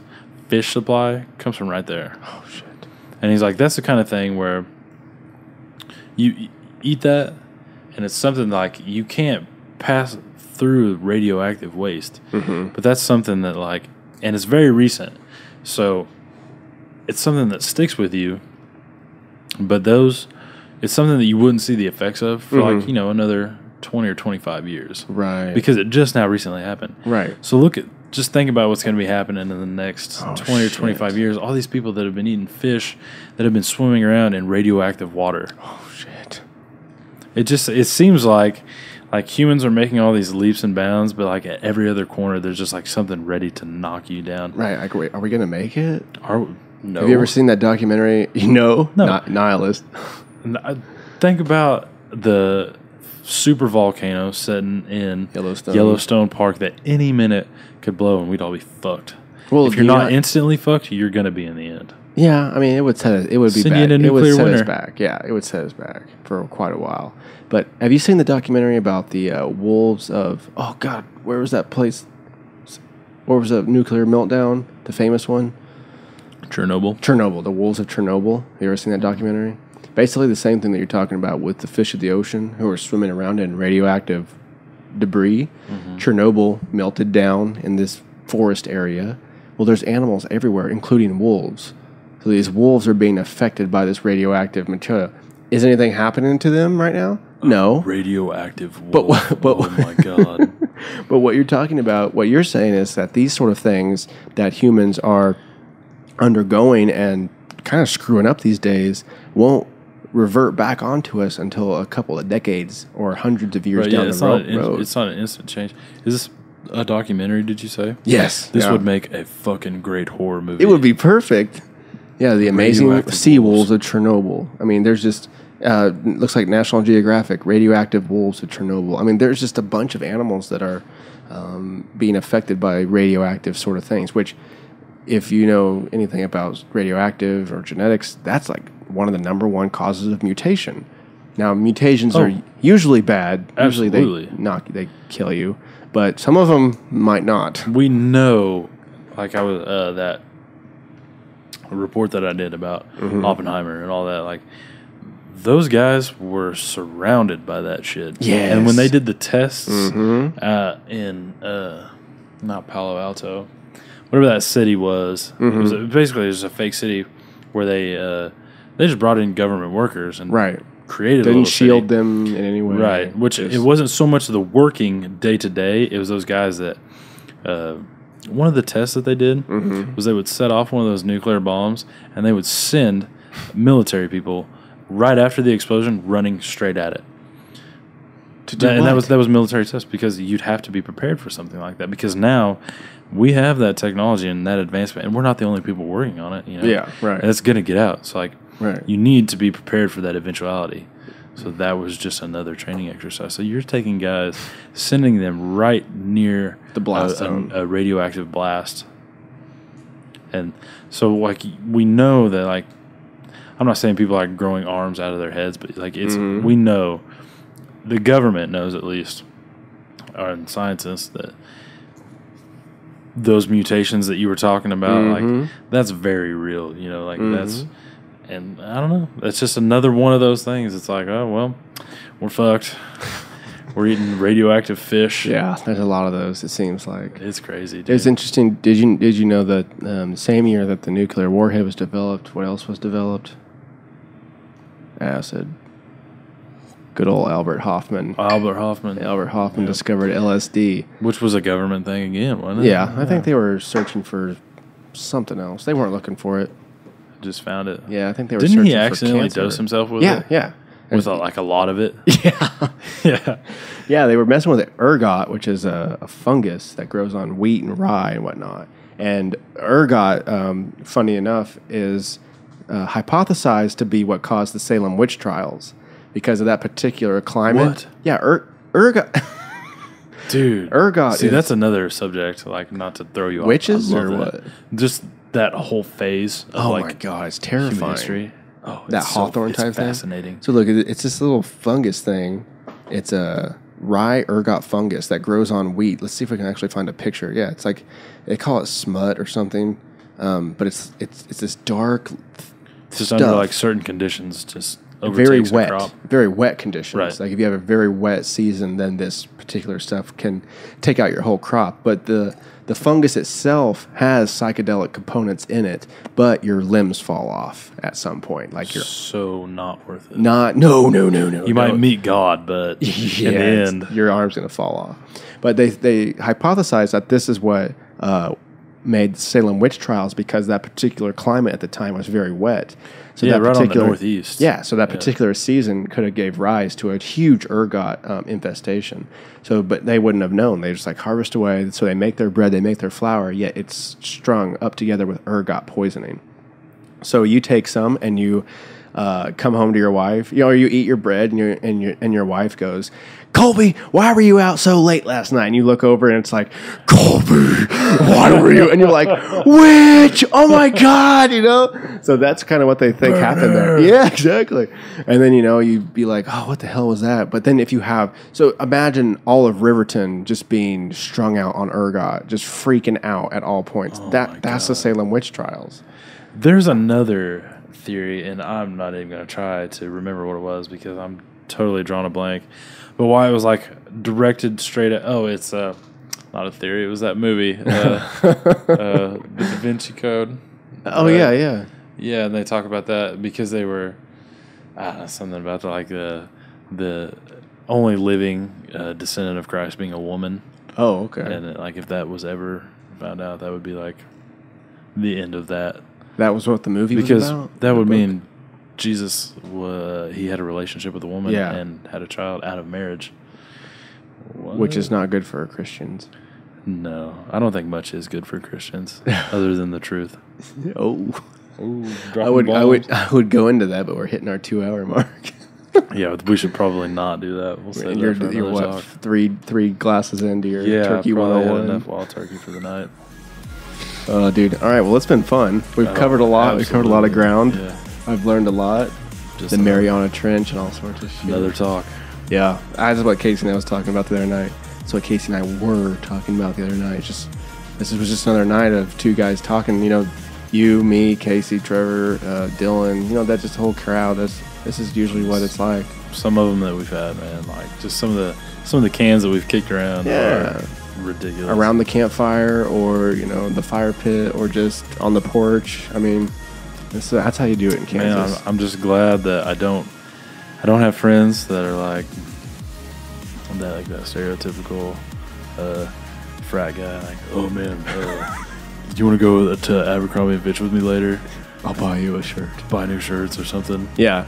And I mean, it's taken a while to cultivate each of us, but absolutely, it's as iron sharpens iron. We've always had that same spark. Yeah, that kind of drives our curiosity, right? Which is pretty cool with me, man. Yeah, we got a good group of guys here. Faux show. Yeah.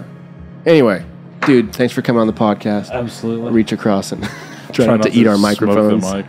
Come back anytime, dude. Dude, I will. I appreciate it. As long as you'll have me.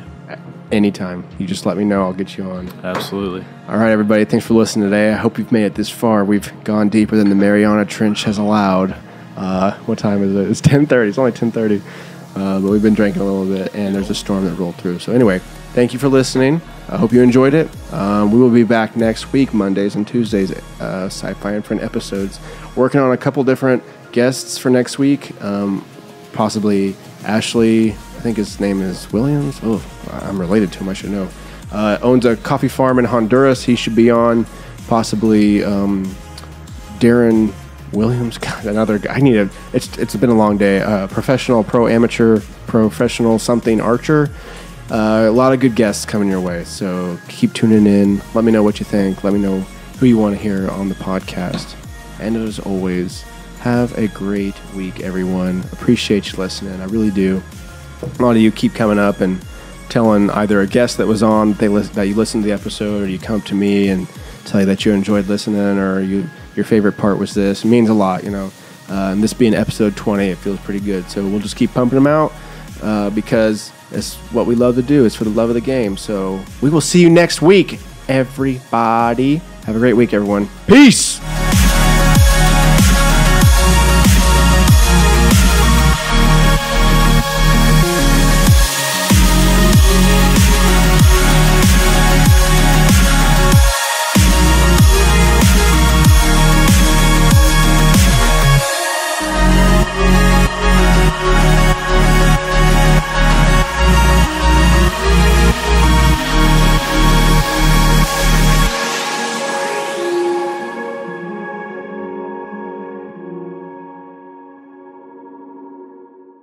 Sci-Fi wins.